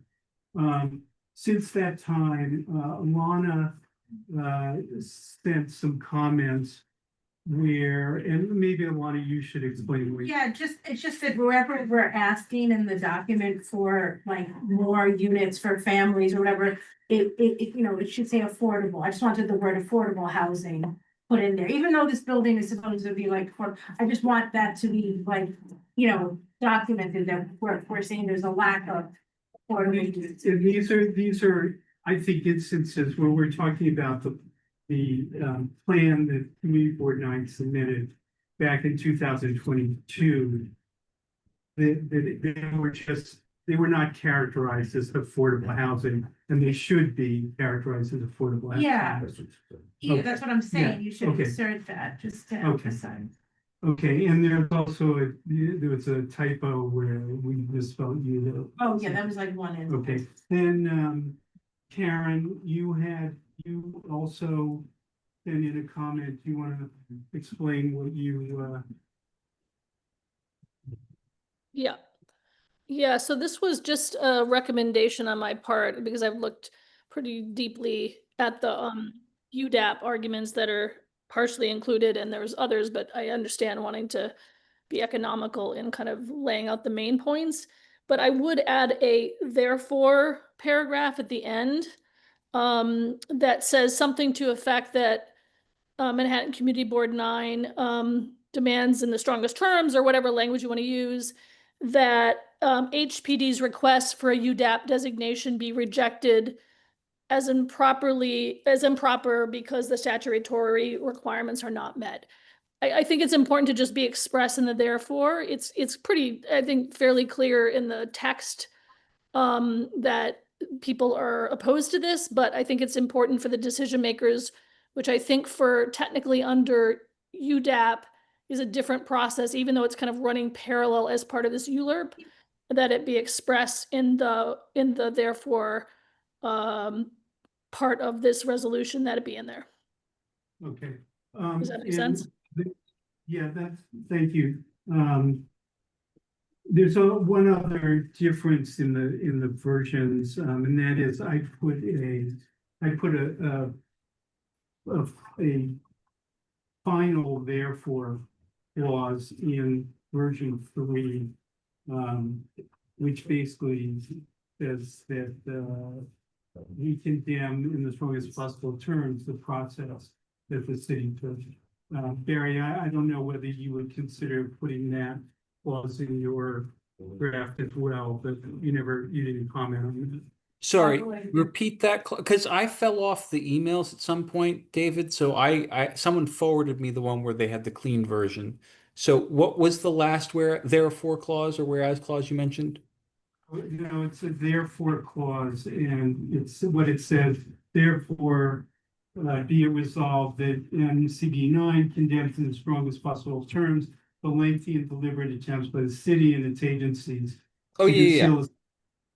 That was great. The only note I have though on that version Yeah. is there needs to be a new first therefore block at the top of the therefores that says Manhattan Community Board 9 recommends against, and then it's the application numbers that are on the top of the thing. Like you first tell them like 5 to 10 word summary. Are we supporting or opposing it? I think we need to make it clear we're opposing the ULURP application.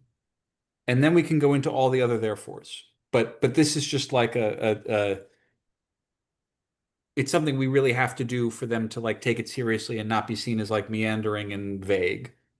Okay, so that the first therefore clause basically says, while reviewing the ULURP application, finds the current HPDRC proposal for the disposition of city-owned property under the R78 bulk rules to be a suboptimal plan that fails to maximize use of community benefit public asset, and therefore recommends disapproval of those of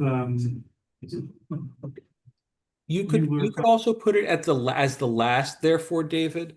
Therefore, be it resolved that Manhattan Community Board 9 recommends against the approval of ULURP item 2025 M0424 and 260071 HAM.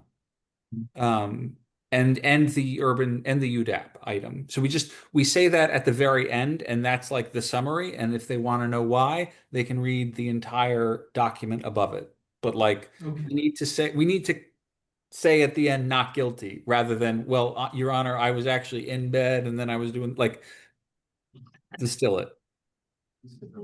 okay, well, I agree with the language. I'm not sure I agree with the placement, but let's open it up to the floor and have other people discuss. Yeah, go ahead. I'm looking at that paragraph. We supported house. We B3 or It doesn't matter. B3. Okay. Which page? It's so it's the it's where the therefore starts. So it's the second to last page. I'm wondering, I'm wondering if we're gonna say that it shouldn't solely be occupied by individuals with serious mental illness and or substance use disorder, should we be more specific in terms of like how many of the supportive housing units are occupied by folks with mental illness or substance use disorder? This is the second to last. Second to last page. It's the second to last therefore clause on the second to last page. It's the sixth therefore. Is this the one the one that says if they don't agree to upzone? Is that paragraph? No. Yes. Oh, yeah, yeah, sorry, you're right, yeah. Okay. Mateen, can you pull up V3 and share it? Because what I'm looking at does not have that language in that place. So my computer's dead. So okay. Yeah, I'm all stuck. Barry doesn't have that. It's version. It's V3. Barry, do you have V3? I don't believe I do. That's what I think I sent it. I have the resolution version. Sorry, it just cuts off there. Something clean. Yeah, that's it. Yeah, that's it. Oh, okay. So the one I'm looking at, then there are 6 pages, and I thought it was the third, therefore, from the bottom of the last page. Therefore, be it further resolved that if HPD refuses to upzone. Yeah, the one your mouse is on right now. That's it. Yeah. Oh, let me zoom in. Hold on. This is just a technical comment, but it should say refuses to seek to upzone, right? They obviously don't have unilateral ability to upzone, but. True. It seeks to upzone? Yes, refuses to seek to upzone. Okay, and Michael, what you're saying is the one thing we don't deal with there is the number of supportive housing. The number, yeah, how we actually designate that. I mean, it seems like all we're saying is it shouldn't just be this. Maybe we should be more clear about, yeah. There's been a point made at a bunch of meetings that a specific study, or at least I don't know it. Yeah. But that when there's a percentage supportive housing within a cluster exceeds, Right, I don't know what the percentage is, but it starts to become. Barry, that's Barry, that was Right. Barry's. Barry's brought this up numerous times, and maybe that's a way to put it, because it says we're not opposed to supportive housing, but it needs to be in a percentage that makes sense and that actually helps people rather than. Right, perpetuates, Really integrates them versus segregates them, I think. right, or just warehouses, right? It's too many. Barry, do you want to I think speak it to was, what that number should be or? Is it around 50 or something when there's more than 50? Well, okay, yeah, we could ask them to reduce the number of units. That's kind of separate from this. This paragraph talks about, okay, for the supportive housing units they do build, not all supportive housing is targeted at SMI or SUD, serious mental illness or substance use disorder. There are other categories of supportive housing populations, and it makes sense to vary them so that it's not all 100% SMI. And I think they've quietly begun doing this because that senior housing was not part of the original proposal.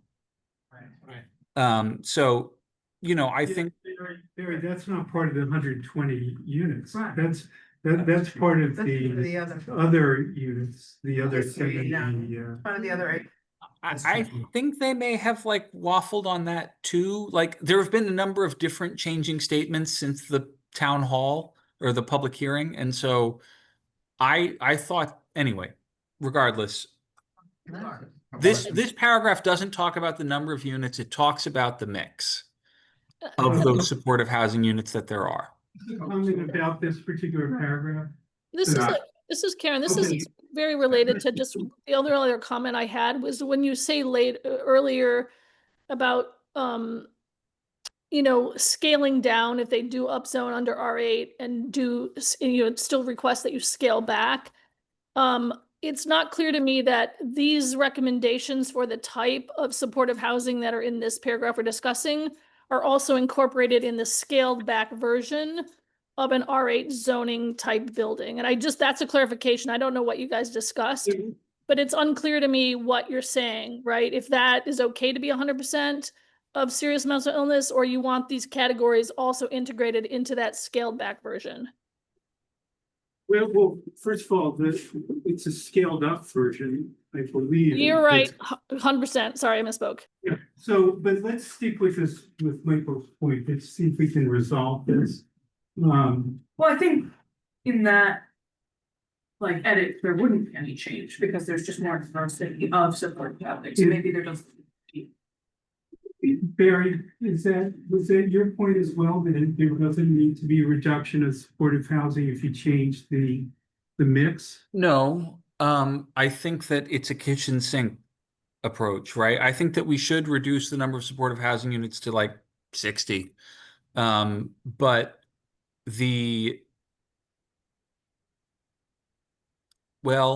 actually, Sorry, who is this going to? What that? Who is this document? This is gonna go to the borough president's office. And the borough president will then. This is Mark, it's not. No, it's not Mark Levine. Yeah. well, it depends on when it lands on his desk. If it lands before January 1st, it's Mark. If it's after 1st, it's Brad Hoylman Siegel. But this also gets sent to the City Planning Commission, who is our real audience here because Mark Levine is like full of shit and has been supporting this for years. So a couple other things. So I think, and then one more question. So now at least CB9 is saying we're comfortable with 120 units. I don't know that we are, that has been resolved. No, I don't know. I think that's still up in the air. Okay. And then beside that, I think the other thing, I love a lot of the whereases, but I think if I was a very busy person, not really close to where we are, I think this would be a lot to digest and probably get lost. I think some things that really don't stick out is the public safety issue here. And there's been no consultation at all with police on a block that has had people murdered on it. I think there's nothing really buried in one line out of all these words, is that there are two schools and not even listed types of, like, the names of the schools. I think it's actually 3 or 4 schools that are literally directly across of it. So there's a massive public safety issue here. I think the other big thing is that actual, it was like 2 schools, buried, it's buried in there. You don't even know the name of the school. Yeah. The other thing in there is that someone, was a clinician, just, I mean, literally, I would have been embarrassed if I was BRC when they talked about the number of staff that they had, and as a, I can't. 16 to 1. 16 to 1. 16 to 1. So woefully unprepared to do this. That's not in this at all. So you're likely to have people just walking around and. It would start at 16 and 1 and probably just get worse. Yeah, then. so they've already admitted to, not, they've They don't have the publicly stated, experience. that's not in here at all, like, so there's a lot in here. But if I'm, I'm not part of CB9, I'm just kind of looking at this now, it's like, you've gotten way in the weeds and a lot of other stuff that quite frankly isn't, you gotta really tear something simplified. Ernest, part of that is because this resolution is targeted to people who are paid to read it. So, it's not targeted to the layperson, number one. Number two, it's really targeted to people who are looking at this as a land use issue. And it is raising a couple of points. It is raising many technical points about the fact that they failed to do the required environmental study regarding health impacts. It is about the fact that they are not maximizing the amount of residential housing units that can be put on the site. It also addresses the issues of process and transparency. And it also addresses the issues of, like, we believe that there is too much supportive housing in one building and of one particular type that is in fact probably the most difficult type of population you can place in supportive housing. And so I don't think anyone at the Department of City Planning or on the City Planning Commission will care that we think that there are going to be public safety concerns. A judge might care, in which case we should, we would prepare a very different argument for a lawsuit.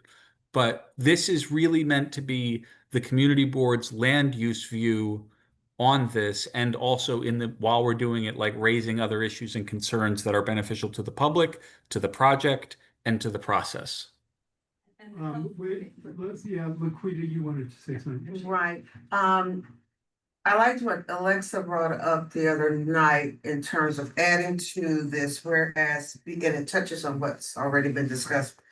That BRC has not, developed such a building on the scale as this, they have 120 babies, but I think that point needs to be in here, that BRC.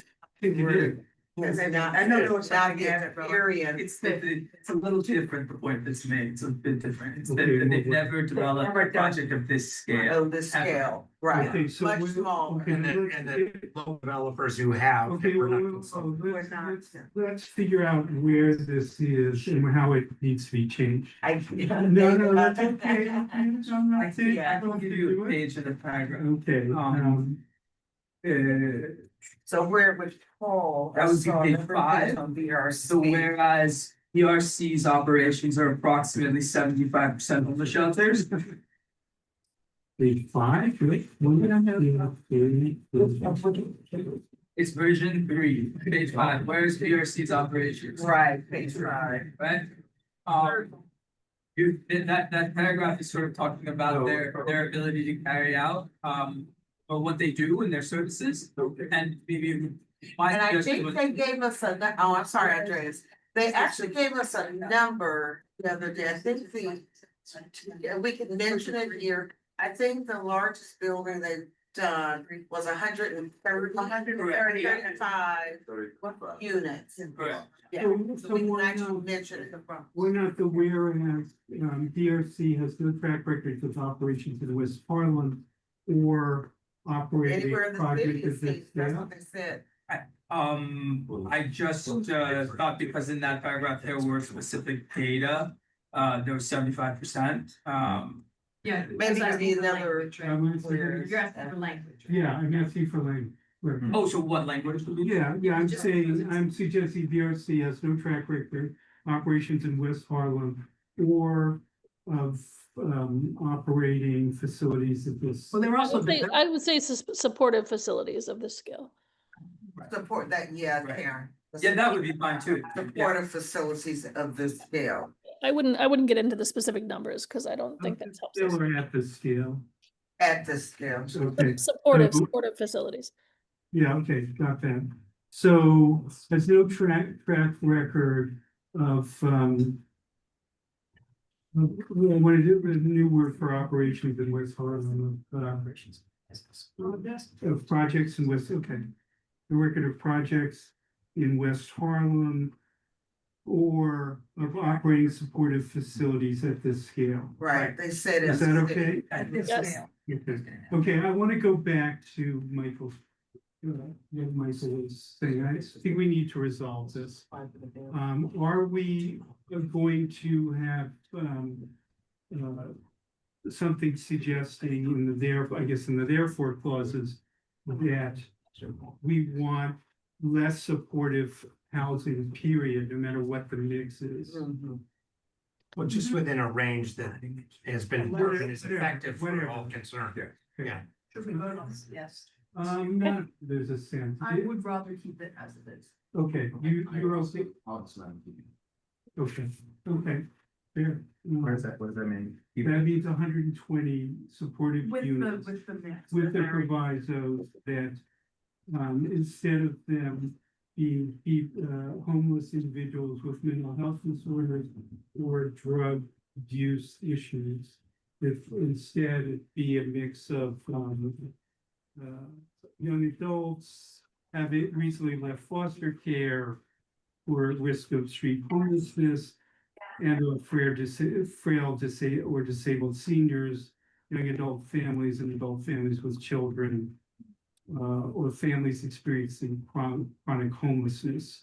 David? Yeah. And I think at the public hearing, there were two people that Yeah. stated as to what the maximum and the ratio should be. I think it would be good to put that Well, here. I think Barry was the one who stated. Yeah, there are two- Here said that that number was 45, once you get over 45 units. Barry, is that what you? Yes. There were several. Okay, but, okay, so that's. Yeah. Yeah. Additionally, that's the reason. there's, as part of their environmental study, they did not have to determine They did the not do it. saturation. They didn't I know do- they didn't do it, but the point is that even if they had that many in that one building, they're surrounded by other areas that have the same difficulties, and so. They're trying to build a facility like that for other people who are not in that demographic. People are complaining that they can't live there because of the difficulty and so being able to fill up the building with other people besides this demographic is going to be difficult because people won't want to live there. And so then it's self-defeating because then they fill it up with more of what they can put into the building.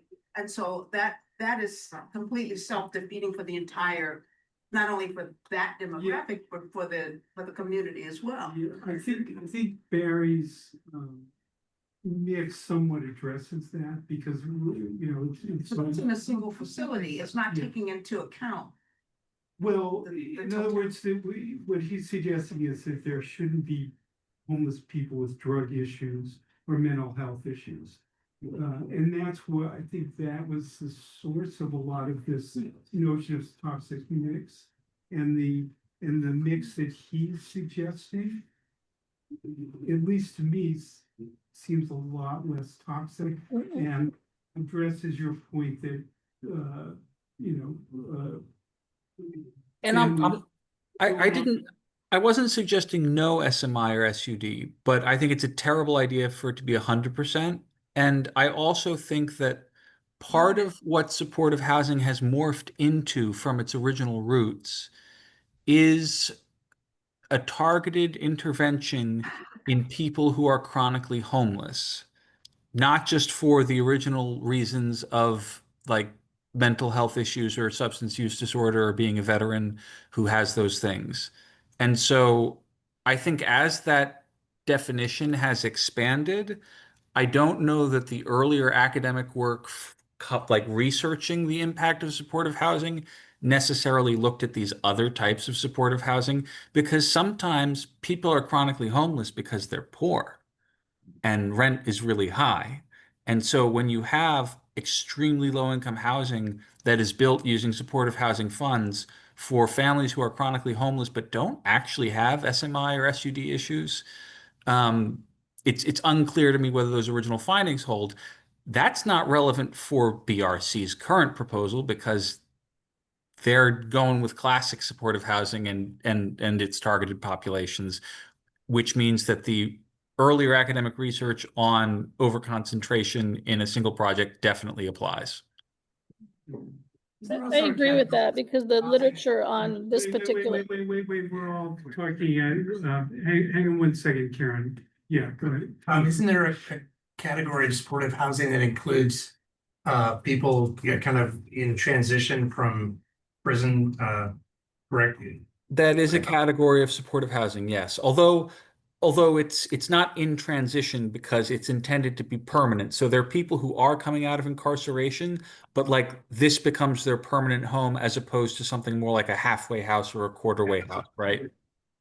Yeah, I'm sorry, Karen speak. Yeah, go ahead, Karen. I was just saying, I think the academic literature does suggest that those, like the smaller the numbers, well, the general holdings of success don't apply as readily to success rates for severely mentally ill, emotionally disturbed persons. Like that literature doesn't seem to hold. I think is what maybe it was Barry suggesting. I personally would say cut it back and do more community integration, because the way this to me reads as a facility is you've got two facilities. You've got one which are these, one is sort of studio units that are the 120 units that is separate than the community, and that to me goes against the idea that you have integrated supportive housing, which is where the most beneficial success comes from. So personally, I would scale it back and change the mix from to the categories that Barry has suggested. Okay, well, I'd like somebody to speak. I mean, either Michael or Reed, because I think you have been counter. Yeah, I mean, I think that this other mix would make it so that it's not just secluding people into two groups. I know a lot of, I think all the supportive housing is studios, but I still think that this is a chance to have a building that actually is affordable, like Barry said, for families and for people who are chronically homeless, or young adults in foster care. And I think that's just a really good opportunity that really rarely comes around. And it basically is just a way of getting a lower AMI and targeting the people who really need housing. So that's what I would say. That is true. Okay, hang on. It is to a lot of this stuff. It'd just be good to see what it is that people want. Because I'm confused how we're using different language like affordability and AMI and supportive house. Like it's getting lumped up. But for someone who lives on the block, it's massive distinctions in like what that actually means for my block. So, having a building with affordable housing is entirely different than something has a hole in it, some language where you can just basically put up a homeless shelter, or putting in a bunch of people who are in and out of drug abuse across from like a hot ass block where people are openly selling crack. And so I'm just trying to figure out like what is it? Like I don't know what you're saying. Like it's like, are we going after AMI? Ernest, I know your question, and I think I can answer it if I can. So one of the things that came up at the Health and Environment Committee, right, is that their staff don't have any sort of like medical licensure. They have bachelor's degrees, right? And that's because the supportive services that they're providing mostly focus on navigating social benefits programs. So SNAP, Section 8, whatever other programs that they need to qualify for and do the paperwork for and get connected to, and maybe other classes and stuff. and similar services. It doesn't, they don't actually treat substance use disorder or mental health issues at this site with on-site services. Now, if you think about that for a slightly different population, if you think about that for a family with a single mother and 2 or 3 small kids who's been chronically homeless and been living in shelters and hasn't been able to like find an apartment on their own, they actually do need those services and don't need much more elevated services, right? Like they could actually just be fine with supportive services, helping them find Head Start programs or daycares that will, provide childcare, helping the mom get some sort of employment that doesn't affect her benefits, helping navigate the, Section 8 inspection process, the income verification process, all of that are supportive services that can be provided on site, but then you don't need necessarily higher touch, more intensive and medical services. And so supportive housing looks different for different populations, right? And the New York State has defined some of these different populations. People living with HIV/AIDS, young adults who have come out of foster care and have nowhere to go, families who are chronically homeless, seniors who are chronically homeless, veterans, and people with serious mental illness, and people with substance use disorder. And I'm sure I've forgotten 1 or 2 other of the subcategories. But uh, so this is, but those subcategories really, really matter because, as you say, if all you're doing is giving a single mom who's really struggling and can't hold down a job because she's homeless and can't get up an apartment because she can't hold down a job, if that's who you're moving into a supportive housing unit, then the on-site services are enough to meet her needs. And the block does not suffer in any way for that. Yeah, I think that's what so you can articulate better. What I'm looking for is something like what BHC has done with, was that a 155th, where, families are in there, they got a daycare, they got all this, you don't see crackheads running around, all of it, like they figured it out. It's community, they've been thoughtful about it. This is not another burden, not like the place across the street from mine, like across the street where, you can tell they let them out at 9 o'clock, it's like run around the block and see what happens. You get to come back in at 6 o'clock in the afternoon and it's just all hell breaks loose. We can't have another one of those. And I think what scares me is, anything like, so whatever language that they're using for at BHC to build something like that, like that's the category. Anything else, like we can't, I'm gone, like can't do it and leave it to everybody else to figure it out because it's a mess. Because BHC has a track record of success, and Is that- because they understand what the model They is got and what the families. mix is, Exactly. that will yield a successful project. That's right. That's what we ultimately are looking to have, whatever that mix is, and it's better for the residents That's right. themselves as well as for the community. May I ask a question? Absolutely. And this is almost going back to basics.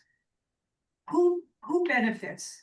What is it in it for them to have a population that the recidivism rate is really high? Like, why would they not want to have low income and affordable housing for the neighborhood, which is a community ed, versus filling with studios? But that's what I mean. Where do they benefit by having this population versus a community population that is moving Health in? and hospitals benefits because it's their patients that they're putting in there.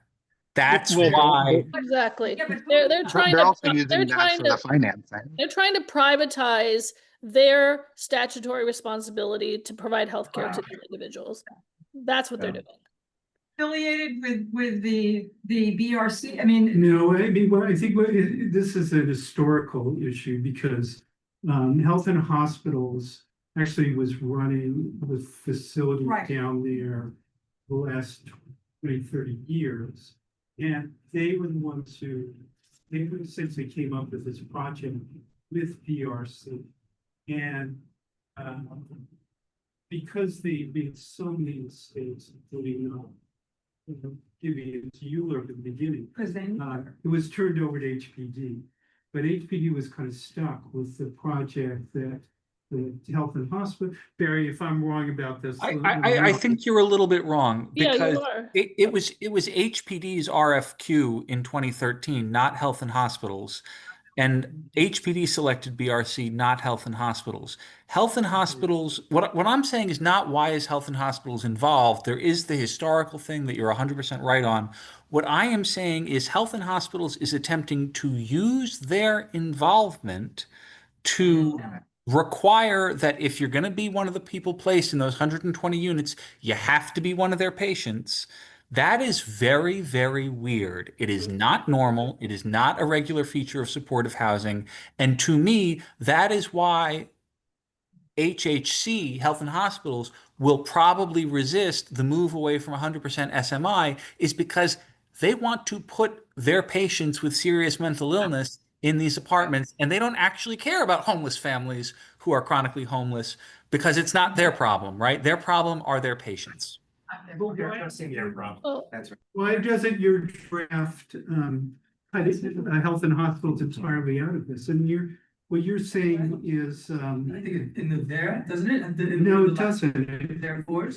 No, in terms of the mix, what it says is, Hilltop no longer have its supportive housing units occupied solely by individuals with serious mental illness and or substance use disorder. Why not make it 100% Yeah. mix of these other categories and not have people coming out of H&H? I mean, the H&H requirement should be removed full stop, no matter what. I don't give, like, even if it's still 100% SMI, remove the H&H requirement because fuck them. Okay? Fuck them. Now, that aside, that button being pushed on my brain, the the reason is because I don't want to be accused of stigmatizing people with serious mental illness who can be stabilized and, housed in a community. I just think it's a terrible idea to put 120 of them in the same building. Yeah. Yeah, yeah. It's even, can I just say, it's even more than that because Health and Hospitals has an obligation to treat these people and actually stabilize them. What they're doing is they cycle in and out of their emergency rooms. They call them their frequent flyers. They in there for a 72-hour hold. They kick them out again, and they're not actually treating them. And they're not actually going to get treated in this facility either. And I'm just really offended by Health and Hospitals sort of privatizing their statutory obligation to give these individuals an actual treatment plan and provide facilities and services to treat them and just privatize this out to a model that won't work. So I agree with Barry on the FUHHC, but I see it as even, that they don't care about these patients either, in my view. Yeah, you yourself. When I first started in my practice, I was working in these types of environments. The recidivism rate, that what Karen just said is completely accurate. This is exploiting mental illness. Warehousing people, you're not treating them and somehow making a buck off of it. But how do you appeal to Health and Hospitals or whoever is involved in this building by filling it with residents? Whoever's going to make money is going to make money. I mean, whether they're mentally ill or whether they're low income, they're still going to be providing, income to whoever built this building. So rather than Frankenstein it and have this one and this one and this one, it's like, I don't understand why it has to be this population versus community-based, low-income housing. I mean, the money's the money. I mean, they're not. I think there's another money source, and that has to do taxes or yeah, they're getting yeah. a There's break. Well, they're specifically leveraging the fact that by saying that they're making this supportive housing, they're leveraging the fact that they're going to get money from HPD to subsidize that. Right. Well, and there are dedicated pots of supportive housing funding at the state and city level that do not exist for very low income housing, but are in fact basically very low income housing. So because the median income of people who live in supportive housing units is probably like $12,000 a year. And so it's extremely low income, but it's not, the focus is not actually on that. The focus is on the services. But if you want to build extremely low income housing, supportive housing is a great way to do it, but you can't say that because then, like this is part of what supportive housing has kind of evolved into, is it's also a backdoor way of doing very, very, very low income housing that needs supportive services to navigate benefits programs and other things, but doesn't actually need supportive services for like mental health or substance abuse. So why don't we just cut out the SMI and SUD components of this? Because then we're going to be called NIMBYs, is the answer. Well, it might be called NIMBYs because we're in favor of supportive You housing. can't call Harlem a NIMBY, that's absurd. Exactly. And also it is still supportive housing. It's just a different, I mean. This is different mix, that's all. I'll take that over compromising public safety. So. Well, yeah, but do 10 units of SMI supportive housing compromise public safety? Probably not. That's actually like a good model, is to have like 10 units out of 200 for people with serious mental illness. That's an actual integrated model. I agree with that. I agree with that. I think we're all Support that. Yeah. Like, I don't think, maybe I'm reading the room wrong. I don't think we want to get rid of all SMI units. Well, yeah, I Sarah. would actually. You would? Okay. Yeah. I would not support that. I think we need to have a conversation about how many of these units are for SMIs, just other forms of supportive housing. And I think we can figure something out regarding that. I don't really know. But in any event, it would be better to have a conversation about a different distribution rather than Right. accept the distribution that health and hospitals. Yeah, minimize. Should not be involved in this at all. Yeah. I agree with that. Conversation without I think them. my experience is, on our block or whatever, somebody feels like they support the community is you have to have ratios where the folks who can help can continue to help for a long period of time and can sustain it, right? So even if you think about this building, if you think about a building with 200 units, having 10 people in, like that's community. People can help the person who has an issue, or they can give someone some food, or they can do these things. When it becomes even 80-20, 50-50, Yeah. you cannot help everybody, right? You can't. This is why we talked about trying to get retail on the first floor. If you've got a diversity of interests and capacity, that's gonna spread out and it's gonna actually help. But those there needs. must be models of this. And the other question I have is, what is Health and Hospital's stake in it? They have not been delivering care on that site. So how is it that they become the ones who get to fill those spaces where they have priority? From what? That's an artifact. That's an artifact of their desire to skip ULURP. So that's why I'm saying we should get rid of them. And that's why the Reso says get rid of them, is because they only did that because they didn't want to go through ULURP and they were pretending that health and hospitals could help them do that. Now that we have shut that shit down, there is no reason for them to continue to pretend that health and hospitals is involved. So why not give them the boot? Very, other than the fact that they actually just want to get these people out of their emergency rooms. That's the truth of it. We're saying the same thing for different reasons. Yeah, wait, Laquita has. Oh, I'm sorry. So go ahead. Oh, I think I was going to mention and ask if the mixed mixed use aspect could still be brought in on the first floor. Well, Retail. what the resolution says, what the resolution says basically is that we want city planning to adopt our original resolution, which called for an upzoning from R7 to R8, which was really the only way to bring in the retail space. So that's the first thing we're asking for. This is actually a different question.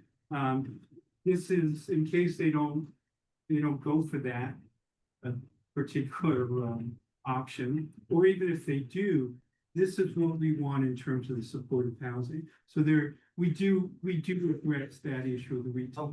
So Alexander, you haven't spoken, so I want to have a rigid, opinion over whether to fully exclude SUIs or not. I'm not opposed to it. I'm not for it necessarily. And I'm open to having the conversation, but I think it needs to be an informed conversation. What is sustainable? Exactly. We could definitely hope for the best, but we need to plan for the worst at the same time. Right. Public safety should be front and center of how we look at things. We don't want people, fleeing. And we don't want to witness fleeing as a product of this and not doing our due diligence. And I think sustainability needs to be informed by. I'm not sure unfortunately, I'm not sure, certainly given the time constraints that we have in terms of tonight and getting this resolution done, that we're gonna be able to do that kind of research and that kind of study. I think we're gonna have to come up with something that's gonna thread the needle a little bit here. I get the sense that everybody is in favor of some amount of supportive housing. And that may be in terms of the mix, like it was all. What's the bare minimum for their tax break? What's the bare minimum of supportive housing? We don't know. So 10 units, would that cover them so that they got their tax break? No, And- no, the state standard is predominantly supportive housing to receive supportive housing funds. HPD has generally seen that interpreted to be, I think they said 60%, which is why it's 120 units out of 200. But they said that that's not a hard and fast rule. But I think 10 out of 200 would very obviously not be supportive housing. It would be more of an affordable housing.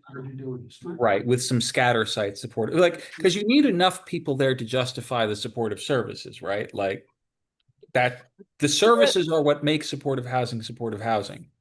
I would go back, just, we mentioned sort of on here, the replacement for BRC. Would it make sense to add other folks that we might think should replace them? I think we've said basically somebody who's done these kinds of projects in this neighborhood. I don't know that we. Do you want to list such as?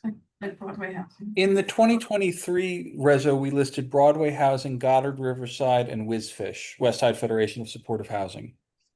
Yeah, so if you put that in there, just such as Broadway Housing, those three. I mean, we want to use, we want proven track. Yeah, but are we getting off topic, or is you saying that addresses this issue? Because if we list it and they go to those three and they say no, then we're stuck with BRC. I would personally leave it.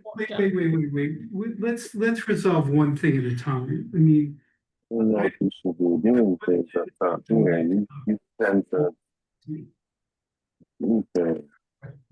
I'm sorry. I think he's talking to someone else. Yeah, go ahead. Or mute. Oh, no, he just, we said there. Yvonne, I think you got a hot mic. Okay, anyway, I think the issue that we need to resolve is this question of the amount in the mixture of affordable housing. And Yeah, is it affordable or supportive? no, supportive is different. Supportive is automatic because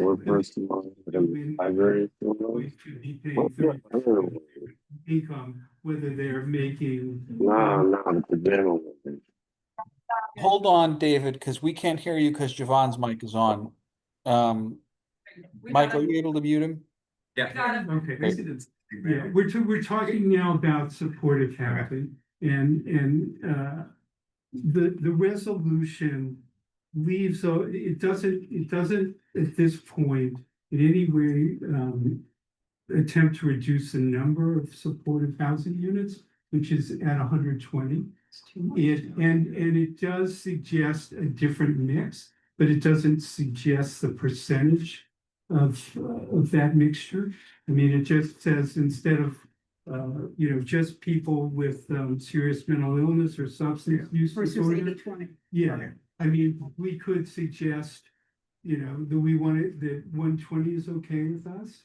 And it sounds almost like we're kind of stuck with that number because, as Barry said, in order to, Maybe we could create like one or two different resolutions or even 3 different resolutions with different amounts and then we could vote on them.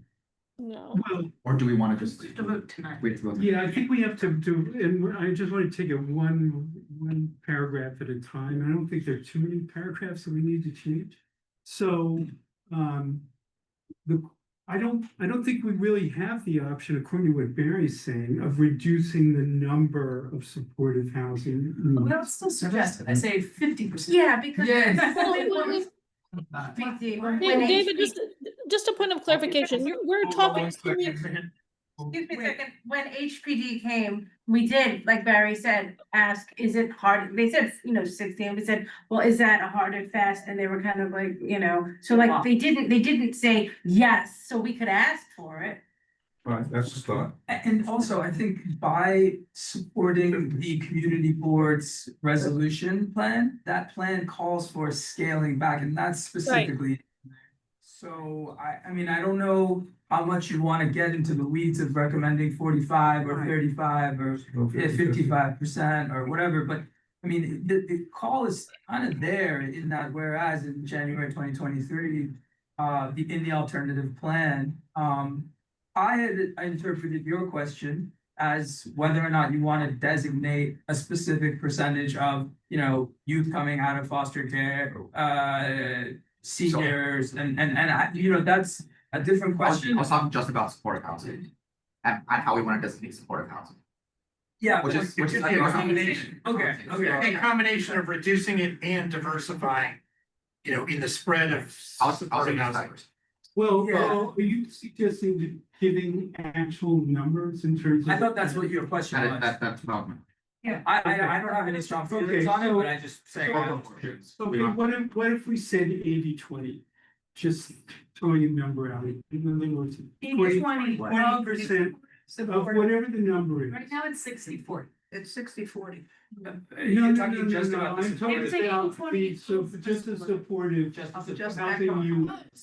How many of, what percentage goes to individuals with serious mental illness and or substance use disorders versus the other categories that Barry is putting there? Of that 60%. Yeah, so the 20% to people with serious mental disorders and substance issues, 80%, yeah. Again, I just want to make sure I completely understand with these terminologies. So affordable housing, I guess by nature is supportive housing, but Other way. I mean, supportive housing is by nature affordable housing. Yeah. I think, but you couldn't do affordable housing without supportive housing. Is that something we could think about?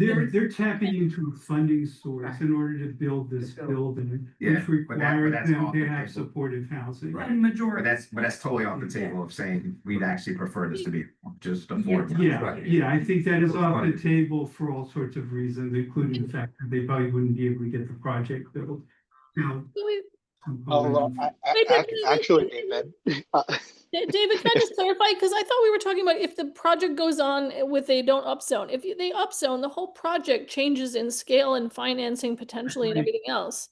So I think we're talking about if they refuse to seek an upzoning, then the question is two things. What is the mix of supportive housing that the community wants? And what is the overall number of supportive units within that? I agree with that statement. So I am throwing out there this idea of 80-20.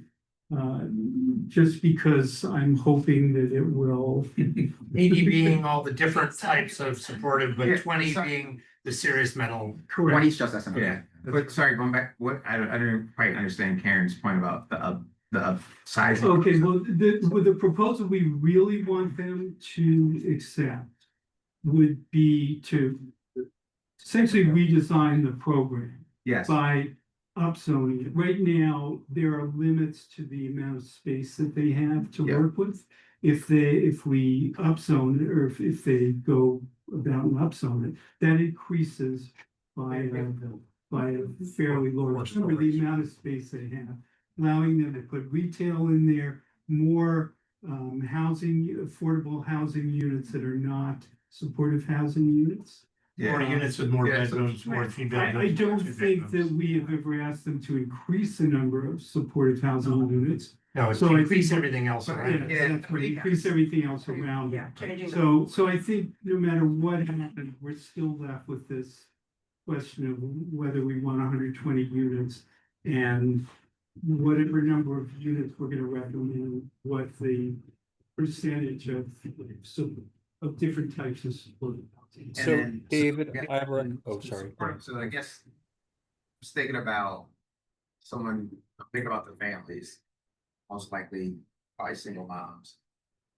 So those would be the ones that get there already supportive housing people, so not even just affordable housing. Yeah. And in their building, we're saying how many mentally ill and drug addicted people they need to sustain themselves in addition to what they need to do with their kids and families. Is that kind of I think practical it's more question? like the board Don't is, live with them. no, I think it's more like the board is trying to take a, like, it's less about the development aspect and just like Yeah. what the people on the Population. board want to recommend. Now, the only Yeah. thing I will say in this whole conversation, David, Andre, just 1 second though. So out of the 120 places, I guess, Supportive units. we're trying to decide if we're able to bring in, these are all supportive. So I just have a mom and 2 kids, kind of 3 No, kids. there are no If mom they're and two, supportive, no mom so and they two can't be a- kids. so No, they no, can't no, be no. Ernest, supportive. let me interrupt. It's you all for a second. studios. Every single Yeah. one of these supportive housing units is a studio, so it's for one person. It is no, there are no families. All single units. But again, this assumes the existing project, not a new project.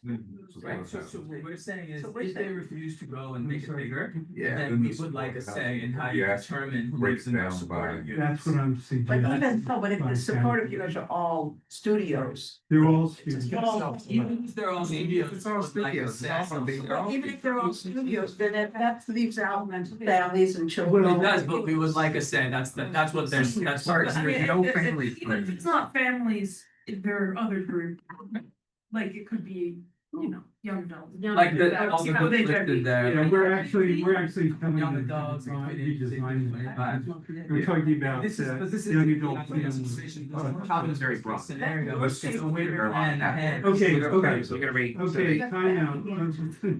You're gonna say one thing before I you. was just gonna say, David, the way I was reading that sentence. Yeah. Is that it's an either or, so it's either the PRC plan with a full serious mental illness. Or substance use disorder supported plan. Or a plan that allows for a diverse group of supportive units. So it's not one or the other, it's not included, they're not all together, it's one or the other. You're talking about the airport clubs? Yes, therefore be it resolved that if they. I think what Barry's saying here is we just want them to reduce the number of individuals with serious mental illness and substance use disorders, and without describing what percentage we want their reductions, here are the other. David, those two categories, SUD and SMI, should comprise no more than 25 units in a 200 unit project. I would agree with Okay, So that's Okay. 1/8 okay, so of the that's total. another way of saying more or less what I was throwing out. Okay. Barry's saying 25 out of 120 units for the serious. No, that's not what he's saying. Barry, you It want to is, say? it is, and it isn't. It's 25 out of the 120, but it's also 25 out of 200 total, right? So, No more. David is correct.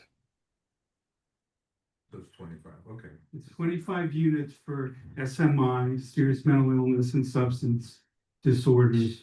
The balance of those supportive units would be with these other categories. regardless of whether it's an R8 or the existing size. Yes, I think it's regardless. I don't, It's the assumption that we're taking the plans as they are and pouring the people into them. no. Then if That's it's, what this is- right, yeah. that's what it sounds like to me. That's exactly what it It is. sounds like you've got a design and you're just gonna back it, fill the building in with these types of people. No. No, no, that's not correct. We're asking them to rethink the entire design by upzoning. And there is we're acknowledging that there's going to be supportive housing no matter what. Whether they Right. take our suggestion to upzone or they don't. That we don't want in either event, more than 25 units that are occupied only by people with substance disorders or serious mental illness, and that the rest of the number be with these other categories. So we're not giving up on the idea of asking them to redesign the whole project. That's a good question. No, they So, would, because in order to, if we're going to bring in families, they only have a few twos and three, very few in the overall planning. And so it's a redesign. And I'm an architect. Yeah, I think you're. So, yeah. no, it is. It No, is, I and especially if it's disagree. upzone, it's a redesign. So if we're telling them, you're gonna go back to the drawing board. That's what I'm saying. That's what we're saying. You're gonna go back to the drawing board, and then we want a building that has the following things in it. And No. and that includes, and it's not that we're excluding supportive housing, you can have that, but there are successful projects. We know BHC has done them that have successful mixtures of these folks and that work with families and the other things. So why can't we determine based on research and based on proven track records, what would most likely yield a successful? Alexa, that is an excellent point, but if we succeed in sending them back to the drawing board, we will have a lot of time and discussions with them to hammer out exactly what details would go into a new design. We don't have to hammer them out tonight, I think. Right, I agree with that. But we do have to. But we have to get a resolution. That's. But the resolution, in my view, doesn't have to state specific numbers Yeah, I of agree. that. I don't understand why we're. It doesn't have to have anything. Right. But in my opinion, we're better off putting those numbers in here than not putting those numbers in here. I agree with that, at least as to that particular category. Why sort of seed this hundred and twenty thing? Why just go with that? Because that's what BRC came up with originally. Why can't we say something and then? This is only in the event that they don't agree to upzone. This is sort of a narrow circumstance of if they don't agree to upzone, this is the categories you want, right? I think even if they do agree to upzone, we do want this mixture. I think in either event. I agree, but we're not giving, yeah. Yeah, I mean, I think Barry's point is that if they agree to our main request, which is to upzone, what's gonna happen at that point is they're gonna have to agree, and this is their objection to doing it, is they're gonna have to go through the ULURP process again, because upzoning requires. Starts the process. So what Barry's saying is, at that point, everything's on the table, we get to renegotiate this whole thing. So this is kind of like, whether we win or we lose, we should have something in here to suggest what we really, the bare minimum we can live with. Hey, David. Yeah. Go ahead, Nateem, No, sorry. I was also going to say, considering that the ballot proposals all passed, I don't think they could use that argument anymore. Oh, then it'll take us off, be shorter, right? I'm sorry, say that again. So the ballot proposals, so like during the general election, all the ballot proposals passed. Yeah, that's a great point. Okay, They can't say that it's gonna lengthen the time because of the ballot proposals. And I literally today heard the HPD commissioner say that if federal funding is an issue, they're gonna leverage city and state dollars, which was not what they told us when they came to us. Okay, I would just like sorry. see, do we have a consensus here that that we're gonna just change this therefore clause to say basically that we don't want more than 25 units supportive housing that are dedicated to individuals with serious mental illness and or substance use disorder. Whether people who think that is a bad compromise. I think the 25 is too many. Yeah. Who do you want to suggest another number? What number would you go with? 10. Absent more data that suggests that something more would be sustainable. Okay, we got, And then you have something to negotiate. okay, we got 10 and we have, Regular. there is no more negotiation. No, with them. Yeah, okay, so we have 10 and we have 25. So if it's okay, I'd like to do a sense of the meeting. Is that Isn't okay? it Is any- supposed, excuse me, isn't it ahead. 120 units for supportive? You just said 125. If I said that, I misstated it. I don't think. It's 120 supportive units. Right. Okay. Yeah, Or, okay. yeah. Okay, so everybody who is in favor of amending the resolution to put a limit of 25 units of supportive housing occupied by people with serious mental illness and or substance use disorder, raise your right hand. Victor, do I vote? Everybody votes. This is the sense of the meeting. Okay, I see 3 people. Yes. 4 people. Yes. Let's see, 5. Versus the 10. First is 10, right? Yeah, it's 10 is the only other thing that's on the It's either 10 or 25. Yeah, okay. Okay, severe, Renegotiate. Yeah. or it's not Yeah. severe. So, yeah, Peter, where are you on this? So you're 25? I'll Or 10? I'll go with 10. You're going for 10, okay, so. No more than that. Are you going for 25 or 10? I can't tell. I'm going for 10. Okay. So 1, 2, 3, everybody else raise their hand. For 25 or for 10? I'm for 25. 10. Calling for 25 right now. Okay, so it looks like 10 is a more popular option. Everybody in favor, 120, yes. everybody in favor of zoning it to 10, raise their hand. So, So, how All about, right. how about 120? Oh my God.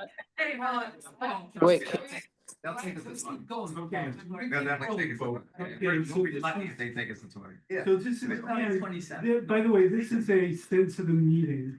We're gonna have to take another vote. Wait. Okay, know that. but the sense of the meeting is 10, that. okay? Yeah. Okay, so are there other changes? Yes, I have you got it. said, let me just say, I have a few very simple logical changes that I think the board everyone can get on board with. Page 3, I mean, yeah, I'm really by saying that. The paragraph, whereas HPD and BRC rules were required by the ULURP rules to submit an EAS. Yeah, they already did some of these. You all see that? I think, yeah. Page, Yeah, it's like, Um, third paragraph there. Yeah, so I guess I just wanna know, were HPD and BRC performing the ULURP as performing the EAS as part of the ULURP? Yes, It's at our either- committee, they were asked to provide that No, information. they provide. They've been asking them for time. Yeah, they did provide. Right, so but my understanding is that the EAS was completed in 2024, whereas the ULURP began in 2025, so they didn't perform the EAS as part of the ULURP, they're Right. using a pre-existing EAS for. questionable. Well, just by the rules, they're required. But my point is, just to make my point totally clear, is that to me, this reads like HPD and BRC performed the EAS for the ULURP. No, it doesn't, all it says is that they were required to submit a URL. That's all it says. To submit a URL. That's all it says. Doesn't say when they did it, why they did it.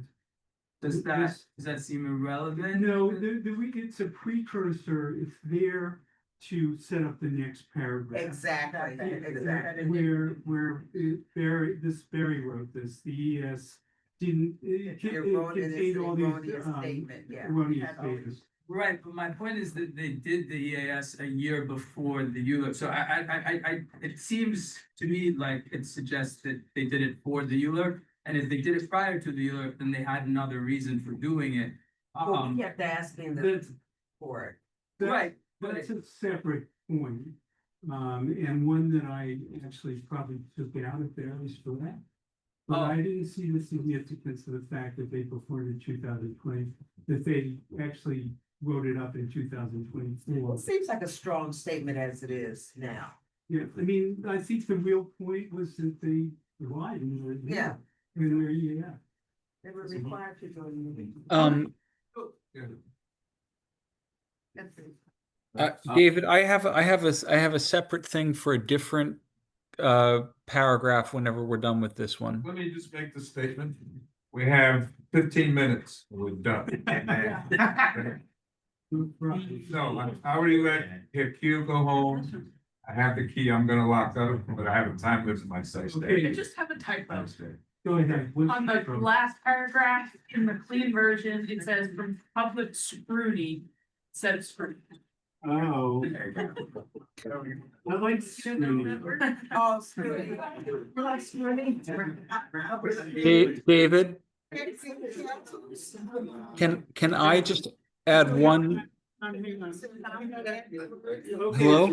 Everybody, you're gonna get out of here. So there's actually Barry, I'll give you your chance, Barry. I'm gonna let Michael quickly.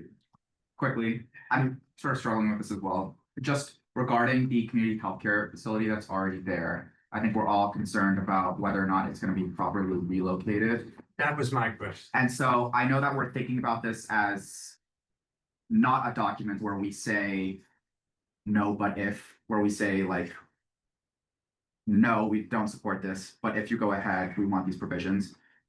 But it might make sense to include a provision that says something like, if they go ahead with this plan, we want to make sure that the healthcare facility that's there right now is properly moved into a new location before any demolition goes on at the site. Is it? Sorry. That's not. So, but that's tricky to square with the way the document exists. But it would have been great to have that language. Yeah. Can I sort of add on to that? It would seem like if we, because this was an early emphasis, that we would insist on the restoration of all the original, or most of the original healthcare services. If they were restored into that mix, I think that would only help the sort of, you know what I mean? If there were that many more medical people of all different kinds. That's in the what building. we are asking for that. Okay. That is again part of the upzone. Okay. To expand the medical facilities, and bring back all of the people who were there. Right. We're already asking for that. In terms of what Michael is asking, that's slightly different. I think we can do. I mean, Well, without the upzoning, they couldn't fit it in, wouldn't fit.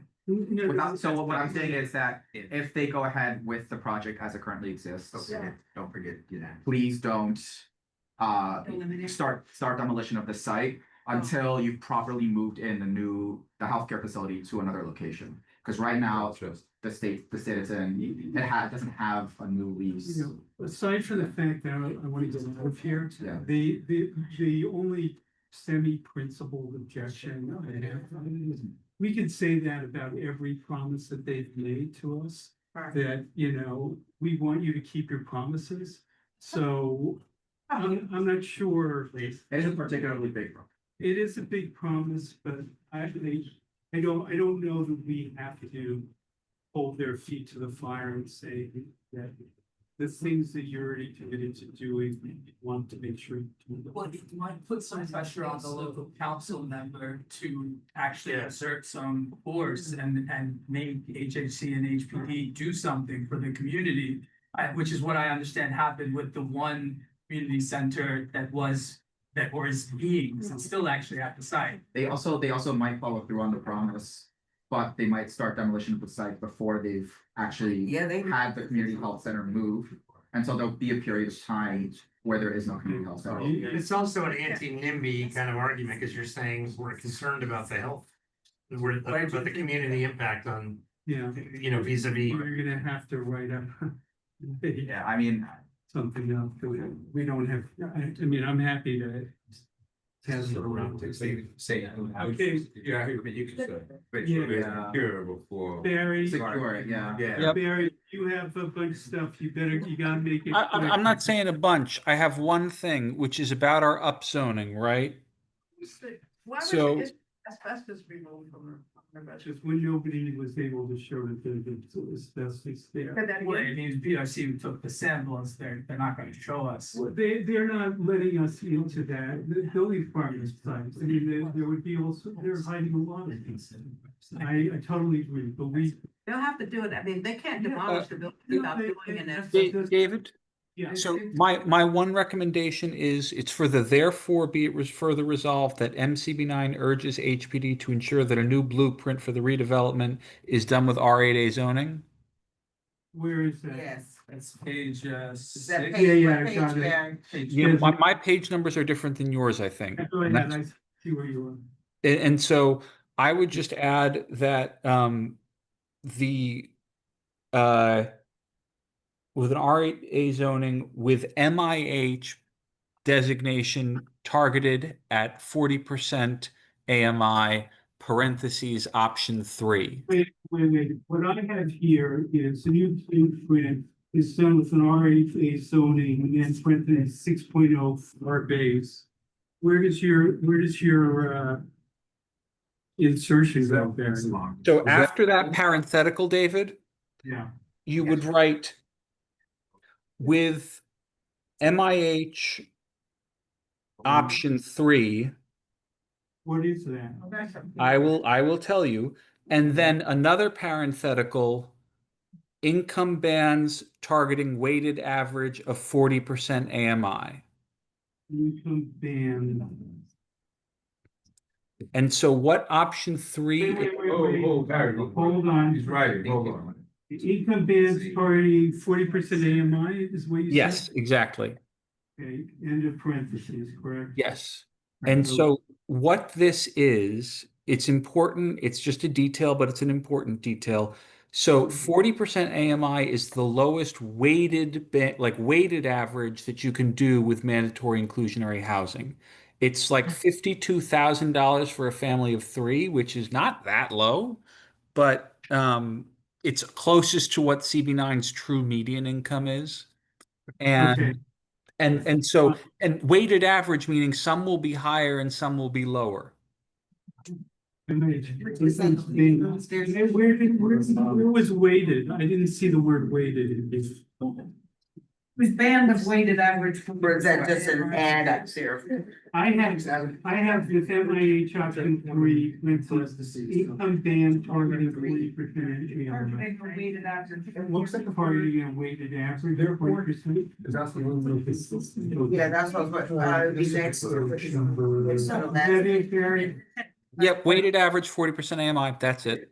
Okay, so I think the only issue is there, is really Michael's, Maybe there's a type of final paragraph, attempts with a double T.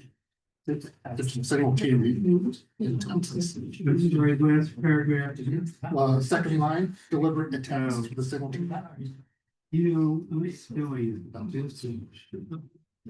So, what do you make a proposal for what you want? You're gonna have to write out. Something along the lines of, Call to vote with Michael's friendly amendment to be drafted and reviewed on. Whatever. Is that a motion? That's a motion. Anybody want a second? It's a motion. Okay, well, let's hear what it is. Yeah. therefore be it resolved that the building not be demolished until the community health center at the site is fully relocated And funded, or no? or fully relocated. Relocated. Okay. Relocated as a precondition of funding. Does So anybody want to make a motion to amend the resolution to include Michael? Lana? Yeah, okay, seconded. Okay, all in favor? Okay, all in favor? Aye. Tonight and seconded. Okay, does anybody have anything else that they want to say? There are. No, they don't. One thing that I wanted to bring up in the paragraph, page 4, the whereas, MCB9 strongly, that's sorry, Such a baseless finding, yeah. Right, strong. You didn't, Yeah. where's my sergeant? Which one? Yeah, so it just seemed like this was an attempt to bring up some of the damage that this project is doing and will do to the community. And in particular, not just to our schedules and our dinner times, but really to the racial groups, right? The Black community and the Latino community. I've seen it on my block, and I just wondered if you wanted to like maybe strengthen that. Seems like you're making 2 points there to me. The first sentence is sort of geographic, sort of defending the area from a designation of big slum or blighted. And then the second sentence, which is in further notes with disapproval, the long history of the city and state in using urban renewal to designate areas as slums, and in so doing render significant damage to communities that are majority Black and or Latino. I would maybe consider putting that as a separate whereas and adding that the site was built as a result of civil rights legislation in 1963 intended to make mental health care access for people of color available, and that CB9 disapproves in the strongest possible terms. I'm just wondering why, in the many weeks that this has been out there. I just got this Monday. And I just got this. I didn't, and Karen sent it to me. I never got it. Yeah, I'm sorry. I tried to send this to you as soon as possible. Okay. I have a paragraph here that I could send. Well, you feel free to send the paragraph, and we'll try and put it out. I mean, I think I sent you the article weeks ago about the fact that this site was developed by a community group. I'm not necessarily disagreeing with the substance of what you're saying. Yeah. Because if we have to agree on it, 5 minutes. Yeah. I was. Right. At the Museum of Modern Art. Right, I didn't think that first question would take us 95 minutes. But Opening. Feel free to send that. I mean, I sent it. I sent it to you and your team, and I don't know if you guys want to take a look at it. I do think including something about the racial history of the site is important. I think it's not really addressed. It's weakly addressed there. And I think that the effects already being felt by my Latino neighbors. I know the people who go to the building, and I think it's important that HPD take stock of what they're doing here. I agree with Andres. We can put it in. We've been fighting this fight for so many years. One more paragraph is not gonna make it any worse. So, yeah, I sent it to you, I still give it to you, just sent it this afternoon. Yeah, it's here, number 7. I thought I heard something too. Number 7. Well, I had 7. Well, ignore the others. We got to 2 of them. It's all right. This was the big one. I was kind of saving it for the end. But it's all right.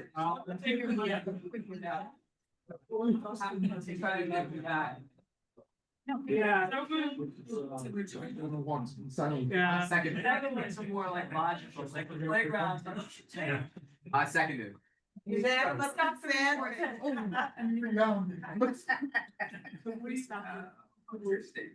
And they have, you see how it's here. So really bad to see.